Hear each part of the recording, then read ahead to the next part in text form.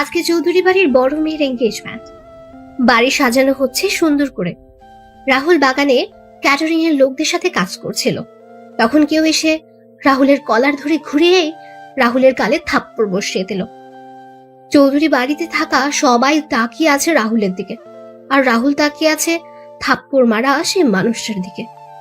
রাহুল আচমকা এমন পরিস্থিতির জন্য প্রস্তুত ছিল না, তাই তো রাহুল 3টে থাপ্পড় খেয়ে কয়েক পা পিছিয়ে মাটিতে পড়ে গেল। তখন রাহুল সামনে তাকালো। এই চৌধুরী বাড়ির কেউই আজ পর্যন্ত রাহুলের সাথে খারাপ ব্যবহার করেনি, তবে কয়েকজন আছে যে রাহুলকে ছোটবেলা থেকে সহ্য করতে পারে না। কে রাহুলকে থাপ্পড় মেরেছে সেটা দেখার জন্য রাহুল সামনে তাকালো। রাহুল সামনে তাকিয়ে অবাক। থাপ্পড়গুলো এতই জোরে মেরেছে, আমার ঠোঁট কেটে রক্ত বের হয়ে গেছে। এই রক্ত বের হয়ে যাওয়া আজ আমার জন্য নতুন কিছু না। এইরকম অনেক রক্ত আমার শরীর থেকে ঝরেছে। আমি রক্তগুলো মুছে নিলাম। তখন কেউ বলে ওঠে, এই ছোট লোকের বাচ্চা, একটা কাজ দিলে তো সেটা সময় মতো করতে পারিস না, শুধু শুধু আমাদের বাড়িতে এসে আমাদের খাবার নষ্ট করছিস। এই অনাথের বাচ্চা, আমার কাপড়গুলো লন্ড্রি থেকে কে নিয়ে আসবে? তোর বাবা না তোর মা নিয়ে আসবে আমার কাপড়গুলো? আর কয়টা বেজেছে খেয়াল আছে তোর? আমি সামনে তাকিয়ে দেখলাম উর্মি ম্যাডাম দাঁড়িয়ে আছেন, যাকে আমি এই পুরো চৌধুরী বাড়ির মাঝে জমের মতো ভয় পাই। আমার আর বুঝতে বাকি রইল না, এখন আমার মৃত বাবা আর মাকে নিয়েও কথা উঠবে। আর এখন যদি তার প্রতিবাদ করি, তাহলে এই বাগানে সকল মানুষের সামনে উর্মি ম্যাডাম চেঁচামেচি শুরু করবে। হঠাৎ করে তখন মনে পড়ে ম্যাডামের কাপড়গুলো লন্ড্রি থেকে আনা হয়নি। ইসরে, আমিও ভুলে গেছিলাম একদম। আমি একটা হালকা হাসি মুখে বজায় রেখে ম্যাডামকে উদ্দেশ্য করে বললাম, ম্যাডাম একটা কথা বলবো। কি তাড়াতাড়ি বলে বিদায় হ অনাথের বাচ্চা। আগে বলেন, মারবেন না? তুই কি মজা করছিস আমার সাথে? না আরো কয়েকটা দিব। মজা আর আপনার সাথে? আমি হলাম সামান্য একজন চাকর, আর আপনি হলেন আমার ম্যাডাম। বল কি বলবি? আজকে তো আপনার এঙ্গেজমেন্ট। হ্যাঁ তো? ম্যাডাম, আজকে যদি আপনি ইউরোপিয়ান পোশাক না পরে বাঙালি পোশাক পরেন, তাহলে আপনাকে অনেক সুন্দর লাগবে। হালকা আকাশি রঙের শাড়ির সাথে চোখে হালকা কাজল, খোলা চুল, আপনাকে দেখতে অনেক সুন্দর লাগে। আর আপনার স্বামী পুরো ফিদা হয়ে যাবে আপনাকে দেখে। কি বললি? আবার বল। ম্যাডাম, ভুল হয়ে গেছে, আর বলবো না। আমি এক্ষুনি ছুটে যাচ্ছি, আপনার কাপড়গুলো নিয়ে আসছি। আপনি আপনার রুমে যান, আমি কাপড়গুলো নিয়ে আসতেছি। এদিকে আয়। না ম্যাডাম, আর বলবো না, ক্ষমা করে দেন আমায়। এই বলে আমি এক দৌড়ে বাড়ি থেকে বের হয়ে গেলাম। এবার আমাদের গল্পের নায়ক আর নায়িকার পরিচয় দেওয়া যাক। আমাদের গল্পের নায়কের নাম রাহুল চৌধুরী। সে 10 বছর বয়স থেকে এই চৌধুরী বাড়িতে কাজ করছে। রাহুল এবার ম্যানেজমেন্ট নিয়ে মাস্টার্স করছে, সেটা আবার সবার আড়ালে। রাহুলের বাবা মা এই পৃথিবীতে বেঁচে নেই। রাহুল বড় হয়েছে একটা অনাথ আশ্রমে। রাহুলের বাবা মা কে তা রাহুল জানে না। আর আমাদের দেশে এরকম ছেলেকে অনাথ বলা হয়। একদিন উর্মির বাবা শরীফুল চৌধুরী একটা কাজে আশ্রমে গিয়ে রাহুলের সাথে পরিচয় হন। তারপর রাহুলকে তার বাড়িতে নিয়ে আসেন। রাহুলকে চৌধুরী বাড়ির সবাই অনেক ভালোবাসে, তবে উর্মি ছোটবেলা থেকে রাহুলকে সহ্য করতে পারত না। আর বাকিটুকু না হয় গল্প পড়তে পড়তেই জানতে পারবেন। এবার আসি আমাদের নায়িকার পরিচয় পর্বে। আমাদের গল্পের নায়িকার নাম উর্মি চৌধুরী। উর্মি তার বাবা মায়ের একমাত্র মেয়ে। উর্মি আমেরিকা থেকে অনার্স কমপ্লিট করে দেশে ফিরেছে। আজকে উর্মির এঙ্গেজমেন্ট তার ভালোবাসার মানুষ জয়ের সাথে। আর বাকিটুকু গল্পের সাথে থাকলে জানতে পারবেন। এদিকে রাহুল লন্ড্রি থেকে কাপড় নিয়ে বাসায় এসে উর্মির দরজার সামনে দাঁড়িয়ে দরজায় কড়া নাড়ল। তখন উর্মি ভেতর থেকে বলল, আয় ভেতরে। কাপড়গুলো নিয়ে আমি রুমে ঢুকে দেখতে পেলাম ম্যাডাম তার আলমারিতে কি কাজ করছিলেন। তখন আমি কাপড়গুলো ম্যাডামের বিছানার উপরে রেখে যেই চলে আসতে যাব, তখন উর্মি ম্যাডামের সাথে ধাক্কা লাগে। ম্যাডাম তার আলমারি থেকে কাপড়গুলো নিয়ে সেগুলো ঠিক করতে করতে আমার দিকে আসছিলেন। ধাক্কা খেয়ে আমি নিচে আর ম্যাডাম আমার উপরে। আমি তখন ম্যাডামকে আমার উপর থেকে সরিয়ে উঠে পড়লাম। তখন ম্যাডাম আবার আমার গাল লাল করে দিয়ে বলেন, ফকিরের বাচ্চা ফকির, তো সাহস হয় কি করে আমায় স্পর্শ করার? সরি ম্যাডাম, ভুলবশত হয়ে গেছে, আমি ইচ্ছে করে করিনি। মেয়ে দেখলেই কি গায়ে পড়তে ইচ্ছে করে তোর, ছোট লোকের বাচ্চা? ম্যাডাম, ভুলবশত হয়ে গেছে, সামনে থেকে আর এমন হবে না, আমায় ক্ষমা করে দেন ম্যাডাম। বাড়ির চাকর চাকরের মতো থাকবি, আর সামনে থেকে আর এমন হলে তোর জীবনের আলো নিভিয়ে দিব। ম্যাডাম, এমন আর হবে না। তোর মতো অনাথ ছোট লোকের বাচ্চা কি করে আমাদের বাসায় আসলো সেটা আমি চিন্তা করে পাই না। আর বাবাজি কি দেখে তোকে আমাদের বাড়িতে নিয়ে এলো সেটাও বুঝি না। আমার চোখের সামনে থেকে বিদায় হ, বের হ রুম থেকে এখন। আমি তাড়াতাড়ি করে ম্যাডামের রুম থেকে বের হয়ে ছাদে চলে গেলাম। ছাদে গিয়ে নিজের চোখের জল ঝরাতে লাগলাম। শুনেছি ছেলেটা নাকি কান্না করে সবার আড়ালে। আমি তেমনই ছাদে এসে সবার আড়ালে চোখের জল ফেলছি। তখন কেউ আমার কাঁধে হাত রাখলো। আমি চোখের জল মুছে পিছনে তাকিয়ে দেখলাম দাদিমা আর ছোট আম্মু দাঁড়িয়ে। আপনাদের বলা হয়নি, উর্মির মা আর বাবাকে আমি ছোট আম্মু আর ছোট আব্বু বলে ডাকি, আর উর্মির দাদিকে আমি দাদিমা বলে ডাকি। তখন বললাম, দাদিমা, ছোট আম্মু, তোমরা এখানে? খুব কষ্ট হচ্ছে তাই না রে বাবা? আরে ছোট আম্মু, এগুলো আমার মতো অনাথের সহ্য হয়ে গেছে, তবে মা বাবাকে নিয়ে কেউ গালি দিলে কেন জানি কষ্ট হয়। অথচ আমি আমার নিজের বাবা আর মাকে কখনো দেখি নাই। কে বলেছে তুই অনাথ? আমরা তাহলে তোর কি হই? দাদিমা, কথায় আছে না, কে আপন আর কে পর, তা বোঝা বড় কষ্টকর। কি বললি তুই? তুই এই কথাটা আমাদের বলতে পারলি দাদু ভাই? ছোট আম্মু, দাদিমা, তোমরা হয়তো জানো এই কথাটার মানে। সবকিছু পাওয়ার পরেও নিজের কাছে মায়ের আর বাবার স্নেহের কমতি তো থেকে যায়। হয়েছে তোর বড়দের মতো কথা বলা। চল নিচে চল, একটু পর অনুষ্ঠান শুরু হবে। না ছোট আম্মু, আমি এখানে ঠিক আছি। শুধু শুধু নিচে গিয়ে অপমানিত হতে চাই না। সবাই চলে গেলে আমি নিচে আসব। বোমা বাতাও, রাহুলকে জোর করো না। এখন একটু ওর একা থাকা প্রয়োজন। কিন্তু মা, আপনার বড় ছেলে যদি রাহুলকে দেখতে না পায় তাহলে কি হবে ভাবছেন? আপনি চিন্তা করতে পারছেন কিন্তু। আমি শরীফের সাথে কথা বলে নিব, তুমি এ নিয়ে টেনশন করো না। তুমি বরং গিয়ে দেখো তোমার মেয়ের সাজুগুজু কত দূরে গেলো। আচ্ছা মা। দাদু ভাই আছে রে, মন খারাপ করিস না। উপরে সৃষ্টিকর্তা একজন আছে রে। দাদিমা। তারপর দাদিমাও চলে যান। রাহুল রাতের কালো আকাশে জ্বলন্ত তারার দিকে তাকিয়ে আছে এক দৃষ্টিতে। এদিকে সকল অনুষ্ঠান শেষ হয়ে যায়। অতিথি সবাই খাওয়া দাওয়া শেষ করে চলে যায়। সবার চলে যাওয়ার পর চৌধুরী বাড়ির সবাই খাবার খেতে বসেন। তখন শরীফুল চৌধুরী বললেন, কি ব্যাপার, সবাইকে দেখতে পাচ্ছি কিন্তু রাহুলকে দেখতে পাচ্ছি না। আজকে অনুষ্ঠানও ছিল না, রাহুল কোথায়? ছাদে আছে। এত রাতে ছাদে রাহুল একা কি করে? চাকর মানুষ, এছাড়া আর কি করবে? কি ব্যাপার, কি হয়েছে? তোমরা এমন করে কথা বলছো কেন? তোমার গুণধর মেয়েকে জিজ্ঞেস করো, তোমার মেয়ে ভালো করে বলতে পারবে। সেই ছোটবেলা থেকে ছেলেটার সাথে খারাপ ব্যবহার করে আসছে। কি ব্যাপার উর্মি, আমি কি শুনছি সব? বাড়ির চাকরকে নিয়ে এত আদিক্ষেতা না দেখানোই ভালো বাবা। রাহুল এ বাড়ির চাকর না, সেটা অনেক আগেই ভালো করে তোমায় বলে দিয়েছে উর্মি। এখন বলো, আজকে কি হয়েছে? আমার কাপড় লন্ড্রি থেকে সময় মতো নিয়ে আসেনি, তাই কয়েকটা দিয়েছি। তোর কি কোনো লজ্জা শরম কিছু নেই? ছেলেটা তোর থেকে 6 বছরের বড়, তারপর ওর গায়ে হাত তুলিস তুই। এত কিছুর পরও ছেলেটা কিছুই বলে না তোকে। সামান্য একটা চাকরের জন্য তোমরা আমার সাথে এমন করতেছো? ওর মতো সামান্য চাকরের সাহস হবে কি করে আমায় কিছু বলার? সামান্য চাকর বলছিস কাকে তুই? আজকে যে তুই বৌমা, হচ্ছেটা কি? কি বলো মা তুমি? কি বলতে চাইছিলে তুমি এখন? আমি বেঁচে এরপরে কি মা? ও কিছু না, তুমি আর সামনে থেকে রাহুলের সাথে খারাপ ব্যবহার করবে না, আর যাতে তোমার নামে কোনো বিচার না আসে সেটা খেয়াল রাখবে উর্মি। শরীফুল চৌধুরী খাবার না খেয়ে উঠে পড়লেন। ছাদে গিয়ে দেখতে পেলেন রাহুল আকাশের দিকে মুখ করে শুয়ে আছে। তখন তিনি রাহুলের পাশে গিয়ে বসলেন। রাহুল হয়তো গভীর মনোযোগ দিয়ে আকাশের দিকে তাকিয়েছিল, যার জন্য কারো আসার শব্দ শুনতে পায়নি।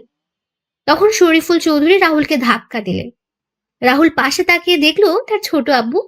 তখন রাহুল বলল, ছোট আব্বু, তুমি কখন এলে? এই তো মাত্র আসলাম। কি করছিলি? তারা দেখছিলাম। ম্যাডামের এঙ্গেজমেন্টে সবকিছু শেষ হয়ে গেছে? হ্যাঁ। মন খারাপ তোর বাবা? না না ছোট আব্বু।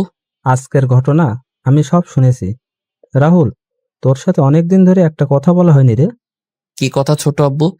কেউ মনে হচ্ছে আমাদের ক্ষতি করতে যাচ্ছে। আমাদের কোম্পানির সবকিছু ইনফরমেশন কিভাবে যেন জেনে যাচ্ছে।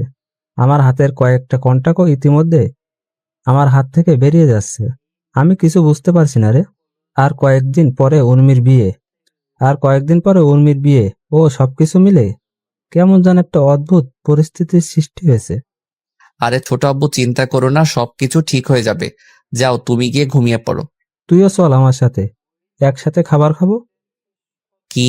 তুমি এখনো খাবার খাওনি কেন? তুই খাবার টেবিলে নাই তাই আর খাইনি। আচ্ছা চলো, খাবার খাবে এখন? তারপর শরীফুল চৌধুরী আর রাহুল নিচে এসে খাওয়া শুরু করলেন। খাওয়া শেষ করে যে যার রুমে গিয়ে শুয়ে পড়লো। এদিকে রাহুল রুমে বসে কিছু কাজ করছিল আর কিছু জিনিস পর্যবেক্ষণ করে শুরু করলো। কিছু সময় পর রাহুলও ঘুমিয়ে পড়লো। পরের দিন সকালে রাহুল ঘুম থেকে উঠে বাগানে থাকা সকল গাছে পানি দিয়ে ছাদে থাকা গাছগুলোতে পানি দিয়ে নিচে এসে সবার জন্য সকালের নাস্তা তৈরি করছিল। তখন ছোট আম্মু এসে রাহুলকে বললেন, ওই তোরে সকাল সকাল রান্নাঘরে আসতে মানা করেছি না? আরে ছোট আম্মু, এই একবেলাই তো তোমাদের জন্য নাস্তা তৈরির সুযোগ হয়, আর বাকি সময় তো ম্যাডাম আর ছোট আব্বুর সাথে থাকতে হয়। আর এটা তো আমার ছোটবেলা থেকে করতে করতে অভ্যাসে পরিণত হয়েছে। এটা এখন পরিবর্তন কর। তুই এখন আর আগের রাহুল নেই। তখন শরীফুল চৌধুরীর ছোট ভাইয়ের স্ত্রী সুলতানা রহমান নিচে নামতে নামতে বললেন, ভাবি, আপনি যে কি বলেন না, চাকর তো চাকরি থাকবে, ছোট আর বড় কি, সে তো আজীবন চাকরি থাকবে। রাহুল সুলতানা রহমানের কথা শুনে হালকা হাসি মুখে এনে কাজে মনোযোগ দেয়। আর ছোট আম্মু সুলতানা রহমানকে উদ্দেশ্য করে বললেন, তুই ঠিক বলেছিস। অমানুষ তো আর কোনোদিনও মানুষ হয় না। অমানুষ কিভাবে মানুষের মূল্য দিবে? ভাবি, তুমি কি কথাটা আমায় বললে? দেখ সুলতানা, তুই কথাটা কিভাবে নিবি সেটা তোর বিষয়। আর আমি কি তোকে মিন করে বলেছি? রাহুল সকলের জন্য নাস্তা রেডি করে টেবিলে সাজিয়ে রাখলো। তারপর রাহুল উর্মির জন্য সেদ্ধ ডিম আর চিকেন ব্রেস্ট, টমেটো, শসা ও পেঁয়াজের সঙ্গে পিপার যোগ করে উর্মির জন্য সালাদ তৈরি করলো। উর্মির রুমের সামনে গিয়ে দরজায় কড়াও নাড়লো। তখন উর্মি এসে দরজা খুলে দিল। ম্যাডাম, আপনার খাবার। রেখে যা। ম্যাডাম, আজকে কি কোথাও যাবেন? কেন? আসলে ম্যাডাম, ছোট আব্বুকে নিয়ে একটু অফিসে যেতাম। চাকরের বাচ্চা, তুই অফিসে গিয়ে কি করবি? লেখাপড়া তো আর ও জানিস না, আর তুই অফিসে যাবি? এই জুতাগুলো পলিশ করে নিয়ে আয়। আমি 11টার দিকে বের হব। 11টার আগে যেন তোকে গাড়ির কাছে দেখতে পাই। যদি 1 থেকে 2 সেকেন্ডও লেট হয় তাহলে তোর কপালে কিন্তু দুঃখ আছে। আচ্ছা ম্যাডাম। জুতাগুলো নিয়ে নিচে এসে আমি পালিশ করতে লাগলাম। জুতা পালিশ হয়ে গেলে আমি ম্যাডামের দরজার সামনে রেখে আসলাম। আমি নিচে এসে সবার এটু প্লেটগুলো ধুয়ে সাজিয়ে রান্নাঘরে রেখে আমার রুমে এসে গোসল করে নিলাম। তারপর সকাল 10টায় ছোট আব্বুকে নিয়ে বের হলাম অফিসের উদ্দেশ্যে। 10টা 30-এ ছোট আব্বুকে অফিসে নামিয়ে দিয়ে আমি 11টার আগেই বাসায় প্রবেশ করি। আমি গাড়িতে বসে ম্যাডামের জন্য অপেক্ষা করতে থাকি। কিছুক্ষণ পর দেখলাম ম্যাডাম আসছেন। গাড়ি থেকে বের হয়ে পিছনে দরজা খুলে দিলাম। ম্যাডামকে সিটে বসলো। আমি দরজা লাগিয়ে ড্রাইভিং সিটে বসে ম্যাডামকে বললাম, ম্যাডাম কোথায় যাব? এই শপিং মলে যাব। আচ্ছা ম্যাডাম। আমি গাড়ি চালানো শুরু করলাম। কিছুক্ষণ পর আমি শপিং মলের সামনে এসে দেখলাম ম্যাডামের বান্ধবীরা দাঁড়িয়ে আছে। আমি গাড়ি থামিয়ে গাড়ি থেকে বের হয়ে গাড়ির দরজা খুলে ম্যাডামকে বললাম, ম্যাডাম চলে আসছি, আপনি নামতে পারেন। গাড়ি পার্কিং গাড়িতে বসে থাকবি, আর আমি কল দিলে চলে আসবি। আর এই নে 50 টাকা, দুপুরের খাবার খেয়ে নিবি। হাসি মুখে টাকাটা নিয়ে আমি মাথা নাড়ালাম। তারপর ম্যাডাম তার বান্ধবীদেরকে নিয়ে চলে যান শপিং মলের ভিতরে। আমি গাড়িতে বসে রইলাম, ভালো লাগছিল না। তখন গাড়ি থেকে বের হয়ে আশেপাশে একটু হাঁটাহাঁটি করছিলাম। তখন দেখতে পেলাম একজন ভদ্র মহিলা তার ছেলেকে নিয়ে রাস্তা পার হতে পারছেন না। আমি তখন তাদের রাস্তা পার করিয়ে দিয়ে আসছিলাম। তখনই ম্যাডাম ফোন দিলেন। Hello madam. 4র্থ তলায় তাড়াতাড়ি আয় তো একটু। আমি তাড়াতাড়ি করে শপিং মলের 4র্থ তলায় গিয়ে দেখতে পেলাম কয়েকটা ছেলে মিলে ম্যাডাম আর তার বান্ধবীদের সাথে কি যেন কথা বলছে। তবে তাদের কথা বলার ধরনগুলো সুবিধার মনে হচ্ছিল না। আমি ছেলেদের পিছনে গিয়ে বললাম, কিরে, এখানে কি সমস্যা? কিছু না, তুই যা এখান থেকে, কোনো সমস্যা নেই। আচ্ছা ম্যাডাম চলুন, এখানে কোনো সমস্যা নেই। এখানে একদম চালাকি করার চেষ্টা করবি না, তা না হলে এগুলো দেখছিস। ভাই, আমি কি করলাম? আমি তোমাদের জিজ্ঞেস করলাম সমস্যা কি, তোমরা বললে কোনো সমস্যা নেই, তাই তো আমি এদের নিয়ে চলে যাচ্ছি। আমরা তোকে যেতে বলছি না, তবে এই মা। আর কোনো কথা বলার সুযোগ দিলাম না। সোজা মুখ বরাবর একটা ছক্কা হাঁকিয়ে দিলাম আর ছেলেটা বাউন্ডারির বাইরে। তারপর সব কয়টাকে মারা শুরু করলাম। হঠাৎ কেউ আমার পেটের পাশে ছুরি দিয়ে আঘাত করে। আমি পিছনে তাকিয়ে দেখলাম ওই ছেলেটা আমি। তখন ছেলেটার দিকে এগিয়ে যাব, তখন ছেলেগুলো দৌড়ে পালিয়ে যায়। তারপর আমি আমার শার্ট খুলে আঘাত পাওয়া জায়গায় বেঁধে নিলাম। তারপর ম্যাডামকে বললাম, চলুন ম্যাডাম, বাসায় যাওয়া যাক তাহলে। কিন্তু তোর তো ছুরি লেগেছে আর রক্ত পড়ছে। আরে ম্যাডাম, এটা কিছু না। আমাদের মতো চাকরের জন্য এইগুলো কিছুই না। এই আঘাতের চেয়ে আরো অনেক বড় বড় আঘাত পেয়েছি। আর রইল রক্তের কথা। রক্ত তো ছোট থেকে অনেক ঝরেছে, এখনো না হয় আরো কিছু ঝরুক। আমি মারা যাব না এত সহজে, আপনি চিন্তা করবেন না। চলুন ম্যাডাম এখন। বেশি কথা না বলে হসপিটালে চল, তুই না হলে তোর জন্য আমায় কথা শুনতে হবে। চিন্তা করবেন না, আমার কিছু হবে না। তারপর উর্মিরা সামনে আর রাহুল পেছনে, কিন্তু বারবার উর্মি পেছনে তাকাচ্ছে। হঠাৎ করে পেছনে কিছু পড়ে যাওয়ার শব্দ শুনে উর্মি আর ওর বান্ধবীরা পেছনে তাকিয়ে দেখলো রাহুল মাটিতে পড়ে গেছে। তারপর ধরাধরি করে রাহুলকে হাসপাতালে নিয়ে যাওয়া হলো। আর এইদিকে উর্মি ফোন দিয়ে তার বাবাকে সবকিছু খুলে বলল। তখন তার বাবা বললেন তিনি এখনই আসছেন। এদিকে রাহুলের অপারেশন চলছে ভেতরে, ডাক্তাররা অনেক সাবধানে অপারেশন করছেন। রাহুলের কোনো ভুল হলেই যে কোনো কিছুই হয়ে যেতে পারে। 3 ঘন্টা পর ডাক্তার বের হলেন অপারেশন থিয়েটার থেকে। তবে ডাক্তারের চেহারা কালো হয়ে আছে।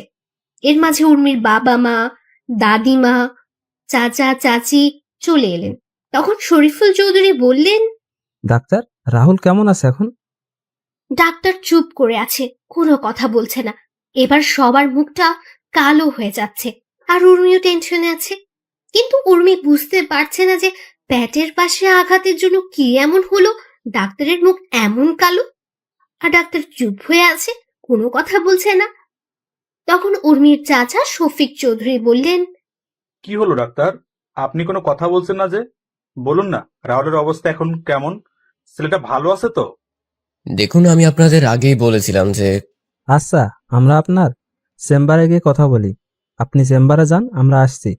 ডাক্তার তার চেম্বারে চলে গেলেন। আর তখন শরীফুল চৌধুরী উর্মিকে বললেন, উর্মি, তুই বাসায় চলে যা। কেন? আর তোমরা ডাক্তারকে এখানে কিছু বলতে মানা করলে কেন? তোমরা কি লুকাতে চাচ্ছ আমার থেকে? সামান্য একজন বাড়ির চাকরের জন্য তোমরা এত চিন্তা করছো কেন? আর ও মরে গেলেই বাকি। উর্মি আর একটা কথা বললে থাপ্পড় দিয়ে গাল লাল করে দিব। মানুষকে সম্মান দিয়ে কথা বলতে শিখো।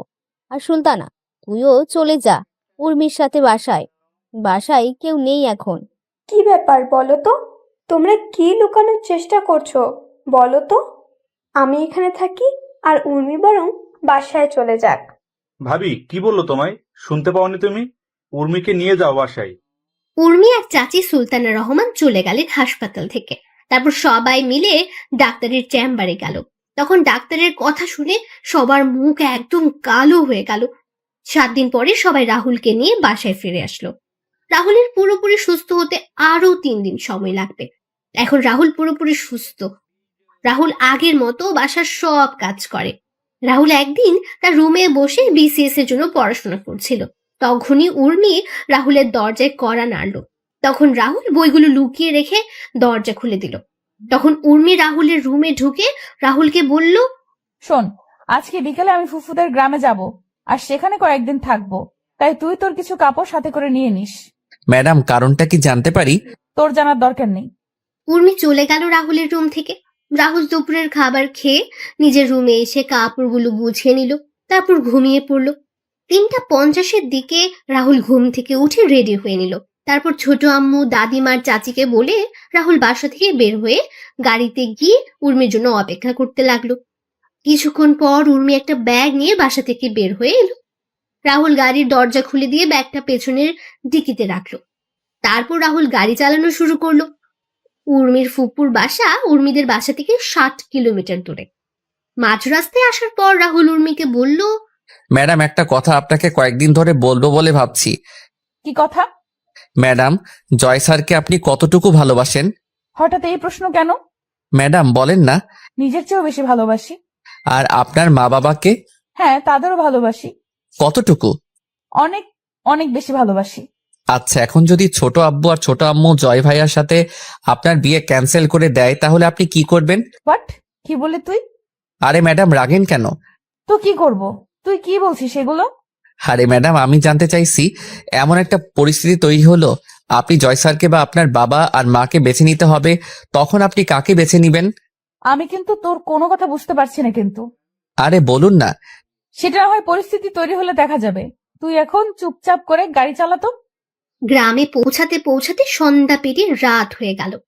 গ্রামে প্রবেশ করে কিছু দূর আসার পর গ্রামের কয়েকজন বখাতে এসে রাহুলের গাড়ির সামনে দাঁড়ালো আর ছেলেগুলো বলা শুরু করলো, তোদের কাছে যা আছে সবকিছু বের কর, না হলে কিন্তু তোদের এইখানে মেরে দিব। ম্যাডাম, এদের খিদে পেয়েছে মনে হয়, মিষ্টিগুলো ওদের দিয়ে দেন। ওই, আমাদের খিদে লাগছে তোকে কে বলছে? বারে, আপনারা না এইমাত্র বললেন আপনাদের খিদে লাগছে, তাই তো বললাম মিষ্টিগুলো দিয়ে দিতে। আমরা আবার কখন বললাম? ওই রাহুল, তুই এই ফকিরের বাচ্চার সাথে কি কথা বলছিস? ফুফাকে একটা কল দিলে সবকিছু হাওয়া হয়ে যাবে। ঠিক বলি তুই? হ্যাঁ, সাহস থাকলে গাড়ির সামনে থেকে সর, আমিও গাড়ি থেকে নেমে তোদের মজা দেখাচ্ছি। ওরা গাড়ির সামনে থেকে সরে যাওয়া মাত্রই আমি দরজা হালকা খুলে ওদের দিকে ঝুঁকে বাম পা গিয়ারে রেখে চাপ দিলাম। ওরা বোঝার আগেই আমরা গাড়ি নিয়ে পগার পার কিছুক্ষণ পর ফুপুদের বাসায় এসে পৌঁছে গেলাম। তারপর ম্যাডামের ব্যাগ, আমার ব্যাগ আর বাকি ব্যাগগুলো সাথে নিয়ে ফুপুর বাসায় প্রবেশ করলাম। ফুপু, ফুপা সবার সাথে কথা বললে আমি ম্যাডামের থাকার রুমে রেখে আমি আমার রুমে এসে ব্যাগ রেখে ফ্রেশ হয়ে নিলাম। তারপর বিছানায় শুয়ে পড়লাম। হঠাৎ কারো ধাক্কাধাক্কির কারণে ঘুমটা ভেঙে গেল। আমি তাকিয়ে দেখলাম ফুপুর সেই ফাজিল মাইয়া সুমি। আমি কেন ওরে ফাজিল বললাম সেটা আপনারা একটু পরেই বুঝতে পারবেন। সুমি এবার ইন্টার দ্বিতীয় বর্ষে পড়ে। তখন সুমি বলে, ও মোর পরাণের স্বামী, ঘুম থেকে উঠুন তো। এই ফাজিল কি বলিস এসব? তুই কি ভালো হবি না কখনো? আমি তো ভালো না, ভালো লইয়াই থাইকো। বল, কি জন্য আসছিস তুই এখানে? খাবার টেবিলে সবাই অপেক্ষা করছে তোমার জন্য। কেন?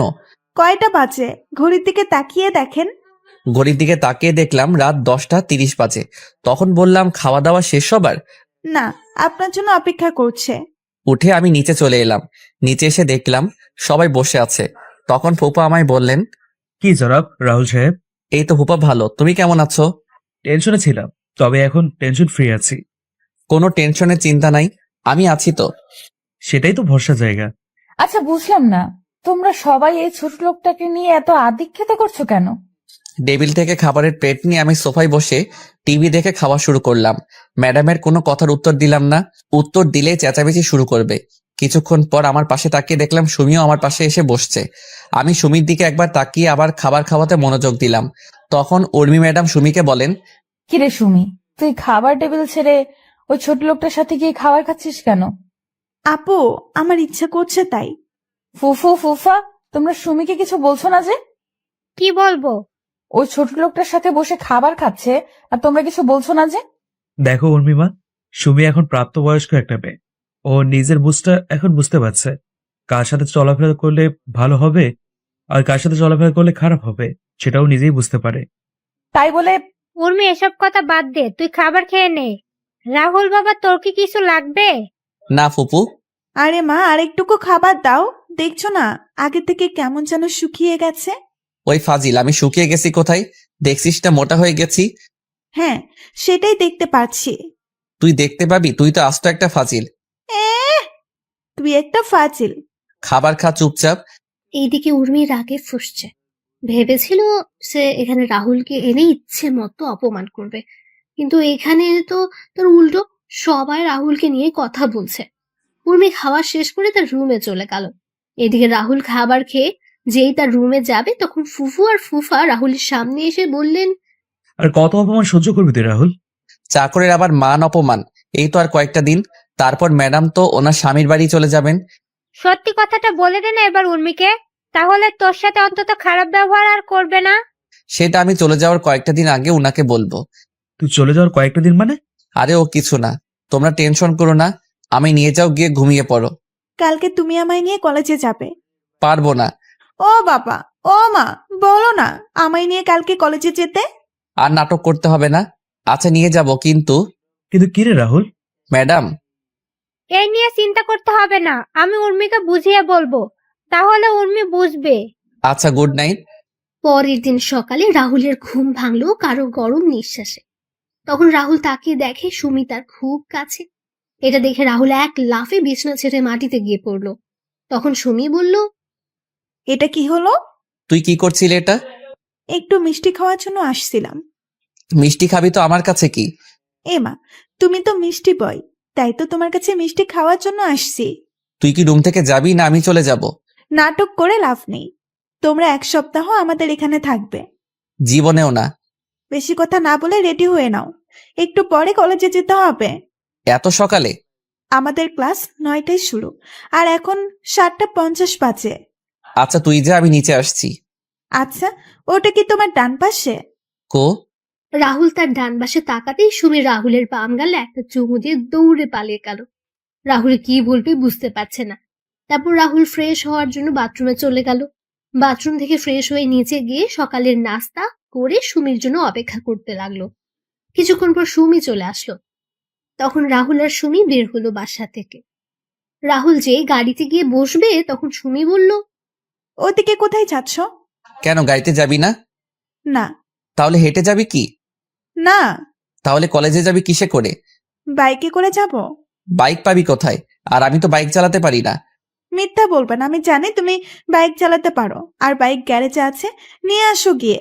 গাড়ি থাকতে বাইক কেন? আমার ইচ্ছে তাই। আমি পারবো না। পারবে না তো তুমি? না। মা, বাবা, মা বাবা, কোথায় তোমরা? এই চুপ, যাচ্ছি। আমি, চাবি কই? বাইকে আছে। তারপর গ্যারেজে গিয়ে দেখতে পেলাম একটা নতুন বাইক, অ্যাপাচি আরটিআর 164B। তারপর বাইক স্টার্ট দিয়ে আমি গেটের সামনে এসে দাঁড়ালাম। সুমি এসে পিছনে বসলো। তখন আমি বললাম, এই নতুন বাইকটা কার জন্য কিনে আনা হয়েছে? তোমার জন্য। আমার জন্য মানে? যেদিন আমি শুনলাম তুমি আর উম্মি আপু আমাদের বাসায় আসবে আর 1 সপ্তাহ থাকবে, তখনই আমি প্ল্যান করে বাবাকে বলে বাইক কিনে নিয়ে আসলাম। আর তুমি এভাবে আমায় নিয়ে প্রত্যেক দিন কলেজে নিয়ে যাবে। বাহ, ঢেকি স্বর্গে গেলেও ধান ভাঙবে। তুমি কি বললে এক্ষুনি? কিছু না, এই বলে আমি বাইক চালানো শুরু করলাম। কিছু দূর আসার পর সুমি আমায় জড়িয়ে ধরলো শক্ত করে। আমার কেন যেন অস্বস্তি হচ্ছিল। আমি তখন বাইকটা রাস্তার পাশে দাঁড় করালাম। কি হলো? তুই এভাবে আমায় জড়িয়ে ধরেছিস কেন? আমার ভয় করে তাই। ভয় যখন করে তাহলে বাইকে আসার জন্য পাগল হয়েছিলি কেন? সাথে তুমি আছো তাই। তুই যদি এভাবে জড়িয়ে ধরিস তাহলে আর বাইক চালাবো না, আর তোর কলেজ মিস হয়ে যাবে। তাহলে তো তোমার সাথে আরো সময় কাটাতে পারবো ভালো করে। কি বলো তুমি? দেখ বোন, তুই এসব কেন করছিস বলতো? কি বললি? তুই আমাকে তুই করে বলছিস কেন? আমি তোর কোন সম্পর্কে বইন লাগি? কেন, ফুপাতো বোন? তুই তো আর নিজের ফুফাতো ভাই না। আর এখন ফুফাতো ভাই বোনের মাঝে এসব হয়? কিসব হয়? চুপ। প্রেম, ভালোবাসা, বিয়ে, বাচ্চা। চুপ কর, আমি নিয়ে যাচ্ছি তোকে। এই বলে রাহুল গাড়ি চালানো শুরু করলো। কি হলো? বসে বললে যে? ম্যাডাম কল দিয়েছিল। আর কি? এখন বাসায় না গেলে আমার অবস্থা খারাপ করে দিবে বলেছে। আরে আপু কিছু করবে না, তোমায় ভয় দেখাচ্ছে আপু। না, লেট করা যাবে না। ম্যাডাম রেগে আছে অনেক। তুই বাইকে উঠে পড়। বাসায় গিয়ে আগে ম্যাডামের মেজাজটা ঠান্ডা করতে হবে, তা না হলে ম্যাডাম আমার অবস্থা খারাপ করে দিবে। তুমি না বললে আমায় কি বলবে? বেঁচে থাকলে পরে বলবো। তুই তাড়াতাড়ি করে বাইকে ওঠ। উঠছি। সুমি মন খারাপ করে বাইকে উঠে পড়লো। রাহুল বাইক চালাতে শুরু করে কিছুক্ষণ পর রাহুল বাসে এসে পৌঁছে দেয়। সুমিকে নামিয়ে দিয়ে রাহুল বাইকটা গ্যারেজে রেখে সোজা উর্মির দরজার সামনে গিয়ে কড়া নাড়ল। তখন উর্মি বলল, ভেতরে আয়। আমি ভিতরে ঢুকতেই ম্যাডাম আমার সামনে এসে আমার গালে তার হাত দিয়ে 2বার মালিশ করে দিল। সাথে সাথে 2 হাত দিয়ে আমি আমার গালটা চেপে ধরি। এত জোরে মেরেছে, গালে ব্যথা করছে। আমি আমার হাতে দেখলাম রক্ত লেগে আছে। আমার আর বুঝতে বাকি রইল না ম্যাডামের থাপ্পড়টা এতটা জোরে মেরেছে যার জন্য আমার ঠোঁট কেটে রক্ত পড়ছে। তখন ম্যাডাম রাগী কণ্ঠে আমায় বলে, তোকে এখানে কেন নিয়ে আসছি আমি?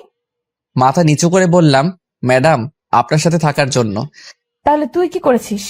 আসলে ম্যাডাম ফুপু আর ফুপা আমায় বলল যাওয়ার জন্য, তাই। তোরে আমি কি বললাম আমার মুখের উপর কখনো কোনো কথা বলবি না? তাহলে তুই আমার মুখে মুখে তর্ক কেন করছিস? ম্যাডাম ভুল হয়ে গেছে আমার, ক্ষমা করে দেন। যা গাড়িতে গিয়ে বস, আমি আসছি। আর শোন, আর যদি এমন ভুল করিস তাহলে তোর কি হাল করব সেটা আমি নিজেই জানি না। আমি গাড়ির কাছে চলে এলাম। এইদিকে মাথাটাও ঘুরছে, কত জোরে বেড়েছে থাপ্পড়টা। কিছুক্ষণ পর উর্মি গাড়িতে এসে বসলো। তখন রাহুল বলল, ম্যাডাম কোথায় যাব? তুই গাড়ি চালানো শুরু কর, আমি বললে গাড়ি থামাবি। রাহুল গাড়ি চালানো শুরু করলো। কিছু দূর যাওয়ার পর উর্মি রাহুলকে একটা বড় শপিং মলের সামনে গাড়ি থামাতে বলল। রাহুল গাড়ি থামিয়ে দরজা খুলে দিল। উর্মি কিছু দূর গিয়ে আবার ফিরে এসে বলল, তুই এখানে থাকবি, আর হ্যাঁ মনে রাখিস ছোট লোকের বাচ্চা, আমার এই গাড়ির দাম অনেক। যদি গাড়ির কিছু হয় তাহলে তোর কপালে শনি আছে। জি ম্যাডাম। উর্মি চলে গেল শপিং মলের ভেতরে। কিছুক্ষণ পর উর্মি একটা ব্যাগ হাতে নিয়ে বের হলো। গাড়ির কাছে আসতে রাহুল দরজা খুলে দিল। উর্মি গিয়ে গাড়িতে বসলো। রাহুল গাড়ি চালানো শুরু করলো। তখন রাহুল বলল, ম্যাডাম এখন কোথায় যাবেন? ফুফুদের বাড়িতে। রাহুল তাড়াতাড়ি বাড়ি যাওয়ার জন্য একটা শর্টকাট রাস্তা নিয়ে নিল, যেটা আজকে সুমি দেখিয়ে দিয়েছিল কলেজে যেতে। রাস্তা দিয়ে যাওয়ার সময় হঠাৎ করে উর্মি রাহুলকে বলল, এই গাড়ি থামা, কেন? আমি হাওয়াই মিঠাই খাবো। ম্যাডাম সন্ধ্যা হয়ে যাচ্ছে, আর এই রাস্তা খুব একটা ভালো না। আর একটা কথা বলবি তো আমি তোর গাল লাল করে দিব। চুপচাপ গাড়ি দাঁড় করা। কিন্তু ম্যাডাম। রাতে দাঁত চেপে বললাম গাড়ি থামা বলছি। রাহুলের বাধ্য হয়ে গাড়ি দাঁড় করাতে হলো। উর্মি তাড়াতাড়ি করে গাড়ি থেকে নেমে হাওয়াই মিঠাইওয়ালার কাছে চলে গেল আর হাওয়াই মিঠাই খাওয়া শুরু করলো। রাহুল গাড়ির ভেতর বসে এক দৃষ্টিতে উর্মির মিঠাই খাওয়া দেখছে। উর্মি পুরো বাচ্চাদের মতো করে খাচ্ছে। তখনই সেখানে ওই দিনের ছেলেগুলো চলে এলো। এটা দেখে রাহুল গাড়ি থেকে নেমে উর্মির সামনে গিয়ে দাঁড়ালো। উর্মি তো সেদিকে কোনো খেয়ালই নেই, সে তার মতো করে খেয়ে যাচ্ছে। তারপর ছেলেগুলো শীষ বাজিয়ে উর্মির সামনে গেল। ছেলেগুলো উর্মির কাছে যাওয়ার আগে রাহুল উর্মির সামনে চলে এলো। তখন ছেলেগুলো বলল, কিরে, আজকেও কি তুই এই মেয়েকে নিয়ে যেতে পারবি? শুধু শুধু ঝামেলা করছেন কেন? ঝামেলা কোথায়? তুই চলে যা, আমাদের এই মেয়েকে ভালো লেগেছে। আমরা এর সাথে আজকে সারা রাত একটু মজা করব। ছেলেগুলোর কথা শুনে উর্মি খাওয়া থামিয়ে দিয়ে ছেলেটার গালে ঠাস ঠাস করে বসিয়ে দিল কয়েকটা, আর বলল, ফকিরের বাচ্চা, তুই আমায় নিয়ে এমন কথা বলার সাহস করলি কি করে? এই বলে ছেলেটার গালে শরীরের সমস্ত শক্তি দিয়ে আরো একটা চড় বসিয়ে দিলাম। আরেকটা ছেলে যখন এগিয়ে আসবে তখন রাহুল ওই ছেলেকে মারা শুরু করলো। কিছুক্ষণ পর আরো কয়েকজন এসে ওই ছেলেদের সাথে যোগ দিল। রাহুল কোনো উপায় না পেয়ে উর্মিকে নিয়ে দৌড়ানো শুরু করলো। দৌড়তে দৌড়তে রাহুলরা আরেকটা গ্রামে চলে গেল। ওই গ্রামে গিয়ে রাহুলরা একটা মসজিদে আশ্রয় নিল আর মসজিদের মুয়াজ্জিনকে সব খুলে বলল। মুয়াজ্জিন সব শুনে রাহুল আর উর্মিকে বসতে বললেন। তিনি গ্রামের মুরব্বীদের খবর দিলেন। কিছুক্ষণ পর মুরব্বীরা আসলে রাহুল সবকিছু খুলে পড়ল আর তাদের সাহায্য চাইলো। তখন মুরব্বীরা রাহুলদের নিয়ে একটা জায়গায় বসলেন। তারপর রাহুল আর উর্মিকে নানান প্রশ্ন জিজ্ঞেস করতে লাগলেন। রাহুল সব প্রশ্নের সঠিক উত্তর দিলেও উর্মি সবকিছুর উত্তর দেয়নি। রাহুল সবাইকে বলল উর্মি তার স্ত্রী, কারণ রাহুল গ্রামের মুরব্বীদের কথা বলার ধরন দেখে আগেই বুঝে ফেলেছে সবকিছু। উর্মি তখন রাহুলের সাথে মুরব্বীদেরও নানানভাবে কটূক্তি করলো। তখন মুরব্বীরা সবাই মিলে কাজে ডেকে উর্মি আর রাহুলের বিয়ে করিয়ে দিলেন। বিয়ে শেষ হয়ে গেলে রাহুল আর উর্মিকে তাদের গাড়ি পর্যন্ত এগিয়ে দিলেন। রাহুল সবাইকে বিদায় দিয়ে গাড়িতে উঠে বসলো এবং উর্মিকেও গাড়িতে উঠালো। রাহুল গাড়ি চালিয়ে কিছু দূর আসার পর উর্মি রাহুলকে গালি দিয়ে বলল, এই চাকরের বাচ্চা চাকর, তোর সাহস হলো কি করে আমায় তোর বউ বলার? এছাড়া কোনো উপায় ছিল না। আমি সবকিছু ঠিক করে নিয়েছিলাম, কিন্তু আপনি সবকিছু ভেস্তে দিলেন। তুই বাড়ির সামান্য চাকর হয়ে আমায় তোর বউ বলবি, সেটা আমি আবার মেনে নেব? তুই ভাবলি কি করে? ম্যাডাম, আপনি গ্রামের মুরব্বীদের কথার মানে বুঝবেন না আর মুরব্বীদের কথার উত্তর দিতে পারবেন না, তাই আমি আপনাকে আমার বউ বলেছি। আপনি যদি আমার সাথে তাল মিলিয়ে কথা বলতেন তাহলে আজকে আপনার সাথে আমার বিয়ে কখনো হতো না। আপনি আপনার জেদ আর ইগুর জন্য আজকের এই পরিস্থিতি সৃষ্টি হয়েছে। আমি এই বিয়ে মানি না, আর তোকে আমার স্বামী বলেও মানি না। আমি এই কয়েকদিন পরে তোকে ডিভোর্স দিয়ে দিব। আমারও কোনো ইচ্ছে নেই আপনার মতো পাগল আর উন্মাদ মেয়েকে বিয়ে করার। কি বললি ছোট লোকের বাচ্চা তুই? হ্যাঁ, ঠিক বলেছি। আমায় কি পাগল কুত্তা কামড়াইছে যে আপনাকে আমার বিয়ে করতে হবে? ভাগ্য খারাপ আর পরিস্থিতির জন্য আপনাকে বিয়ে করতে হয়েছে। এবার কিন্তু তুই তোর লিমিট ক্রস করছিস। ও, আপনি এখন আমায় লিমিট ক্রস করছি বলছেন? সামান্য কয়েকটা কথা বলতেই আপনার লিমিট আমি অতিক্রম করে ফেলেছি? আরে আপনি যে আমায় ছোটবেলা থেকে অনেক কথা বলেছেন, তাহলে কি আপনি লিমিট ক্রস করেননি? শুনুন ম্যাডাম, মানুষের আসল পরিচয় তার সৌন্দর্য বা টাকা পয়সা নয়, তার আসল পরিচয় হলো তার ব্যবহার, তার চরিত্র দিয়ে। আপনারা বড় লোকরা মানুষকে বিচার করেন টাকা পয়সা দিয়ে, তাই হয়তো কোনো মানুষ আপনাকে ধোকা দিবে সেটা বুঝে উঠতে পারেন না। আপনারা মনে করেন টাকা পয়সা থাকলেই আসল সুখ, কিন্তু ম্যাডাম সেটা সত্যি না। সত্যিটা হলো মানুষের ভালো কাজে একজন মানুষের আসল শান্তি। আপনি যদি রাতের বেলা ঘুমানোর আগে শুয়ে শুয়ে চিন্তা করেন কালকে কত টাকা ইনকাম করব, কালকে কোথায় কোথায় পার্টি করব, তাহলে হয়তো আপনি ঘুমাতে পারবেন, কিন্তু শান্তির ঘুম ঘুমাতে পারবেন না। আবার আপনি যদি চিন্তা করেন আজকের দিনে আপনি কতজন মানুষের সাথে ভালো ব্যবহার করেছেন আর কয়জন মানুষকে সাহায্য করেছেন, সেটা মনে হলে আলাদা একটা শান্তি নিজের ভিতর অনুভব করবেন, আর তখনই ঘুমটাও শান্তির হবে। রাহুলের কথাগুলো প্রথমে উর্মির ভালো না লাগলেও পরে কেন যেন রাহুলের বলা কথাগুলো শুনতে ভালো লাগছিল। তখন রাহুল আবার বলল, ম্যাডাম চিন্তা করবেন না, আজকের বিষয়টা কেউ জানবে না, আর কয়েকদিন পরে আমি ডিভোর্স পেপারে স্বাক্ষর করে আপনাকে দিয়ে দিব। কথা বলতে বলতে রাহুলরা বাসায় চলে এলো। উর্মি গাড়ি থেকে নেমে বাসার ভেতরে চলে গেল। রাহুল গাড়ি পার্কিং করে বাসার ভেতরে প্রবেশ করলো। তখন ফুপ্পা বলল, কোথায় গিয়েছিলে তোরা? ম্যাডাম কি যেন কাজ ছিল, তাই ম্যাডামকে নিয়ে গেছিলাম। সন্ধ্যার পরে কোথাও বের হবে না, গ্রামের সন্ধ্যার পরে কোথাও বের হবি না। গ্রামের পরিবেশ সন্ধ্যা পরেই পাল্টে যায়। আচ্ছা। রাহুল তার রুমে চলে গেল। রাতের খাবার খাওয়ার সময় ফুফু বলল, উর্মি মা, তোর কোনো অসুবিধা হচ্ছে না তো? না ফুফু, আমার কোনো সমস্যা হচ্ছে না। উর্মিমা, তুই চাইলে কালকে সুমির সাথে সুমির কলেজে যেতে পারিস। তাছাড়া রাহুলও সুমিকে নিয়ে সুমির কলেজে যায়। কলেজে গিয়ে তোরও ভালো লাগবে। তোর ফুফু তো তার কাজ নিয়ে বিজি, আমিও আমার অফিস নিয়ে। তুই একা একা বাসায় থাকবি? আপু যাবে না আমার কলেজে, তাই না আপু? আমি তোকে কখন বললাম আমি যাব না কলেজে? তুই না কালকে বললি যাবি না আমার কলেজে। তখন ইচ্ছে হয়নি, এখন আমার ইচ্ছে হয়েছে তাই। রাহুল সোফায় বসে টিভি দেখছে আর খাবার খাচ্ছে। এদিকে উর্মি কালকে কলেজে যাবে শুনে সুমির অনেক রাগ হচ্ছে। সুমির রাগ হচ্ছে তার বাবার উপর। তিনি কেন উর্মিকে তাদের সাথে কলেজে যেতে বলেছেন?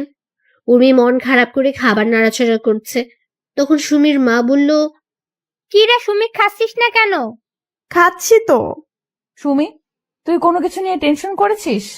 আস্তে আস্তে করে বললাম, তুই তো আমার আসল টেনশনের কারণ আপু। কালকে কলেজে গিয়ে যে তুই কি করবি সেটা নিয়ে আমি টেনশনে আছি রে বোন। কি রে, কিছু বলছিস না যে? কালকের বাসের জন্য অপেক্ষা করছি। কিসের বাস? সেটা তুমি বুঝবে না। তারপর খাবার শেষ করে যে যার রুমে চলে গেল। রাহুলও তার রুমে গিয়ে ঘুমিয়ে পড়ল। পরের দিন সকালে রাহুল ঘুম থেকে উঠে সকালের নাস্তা শেষ করে মোবাইলে গেমস খেলা শুরু করলো।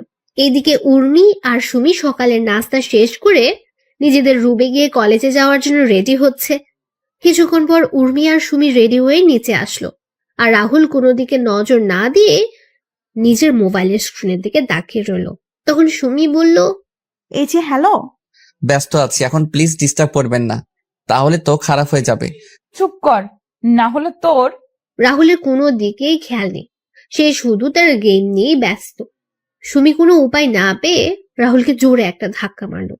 সুমির ধাক্কায় রাহুলের জ্ঞান ফিরল। তখন রাহুল সামনে তাকিয়ে দেখতে পেল উর্মি আর সুমি দাঁড়িয়ে আছে। রাহুল ফোন রেখে তাড়াতাড়ি করে গাড়ির কাছে চলে গেল। রাহুলের পেছন পেছন উর্মি আর সুমি গাড়ির কাছে চলে এলো। রাহুল দরজা খুলে দিল। উর্মি পেছনের সিটে গিয়ে বসলো আর সুমি রাহুলের পাশের সিটে গিয়ে বসলো। রাহুল গাড়ি চালানো শুরু করলো। কিছুক্ষণ পর সুমির কলেজে পৌঁছে গেল তারা। সুমি গাড়ি থেকে নেমে উর্মিকে বলল, আপু চল। বল। রাহুলকে উদ্দেশ্য করে বললাম, কি হলো তুমিও আসো? উনি ম্যাডামকে দেখে আমি সুমিকে বললাম, না আপনারা যান, আমি এখানে আছি, আর কোনো কিছু দরকার হলে আমাকে বলবেন, আমি পৌঁছে যাব। বললাম না আসার জন্য। না আপনারা যান। এই সুমি, ওকে এত করে বলছিস কেন? ও চাকর, ও গাড়ির কাছেই থাকুক, ওকে কেন ডাকছিস তুই? আপু ও তোদের চাকর, কিন্তু আমাদের জন্য আমাদের অতিথি। কারণ অন্তত তুই আমার কলেজে ওকে চাকর বা অন্য কিছু না বললে খুশি হব। আর কলেজের সবাই বাবাকে সম্মান করে, তাই কলেজের সবার সামনে এমন কোনো আচরণ করিস না যার জন্য বাবার সম্মানহানি না হয়।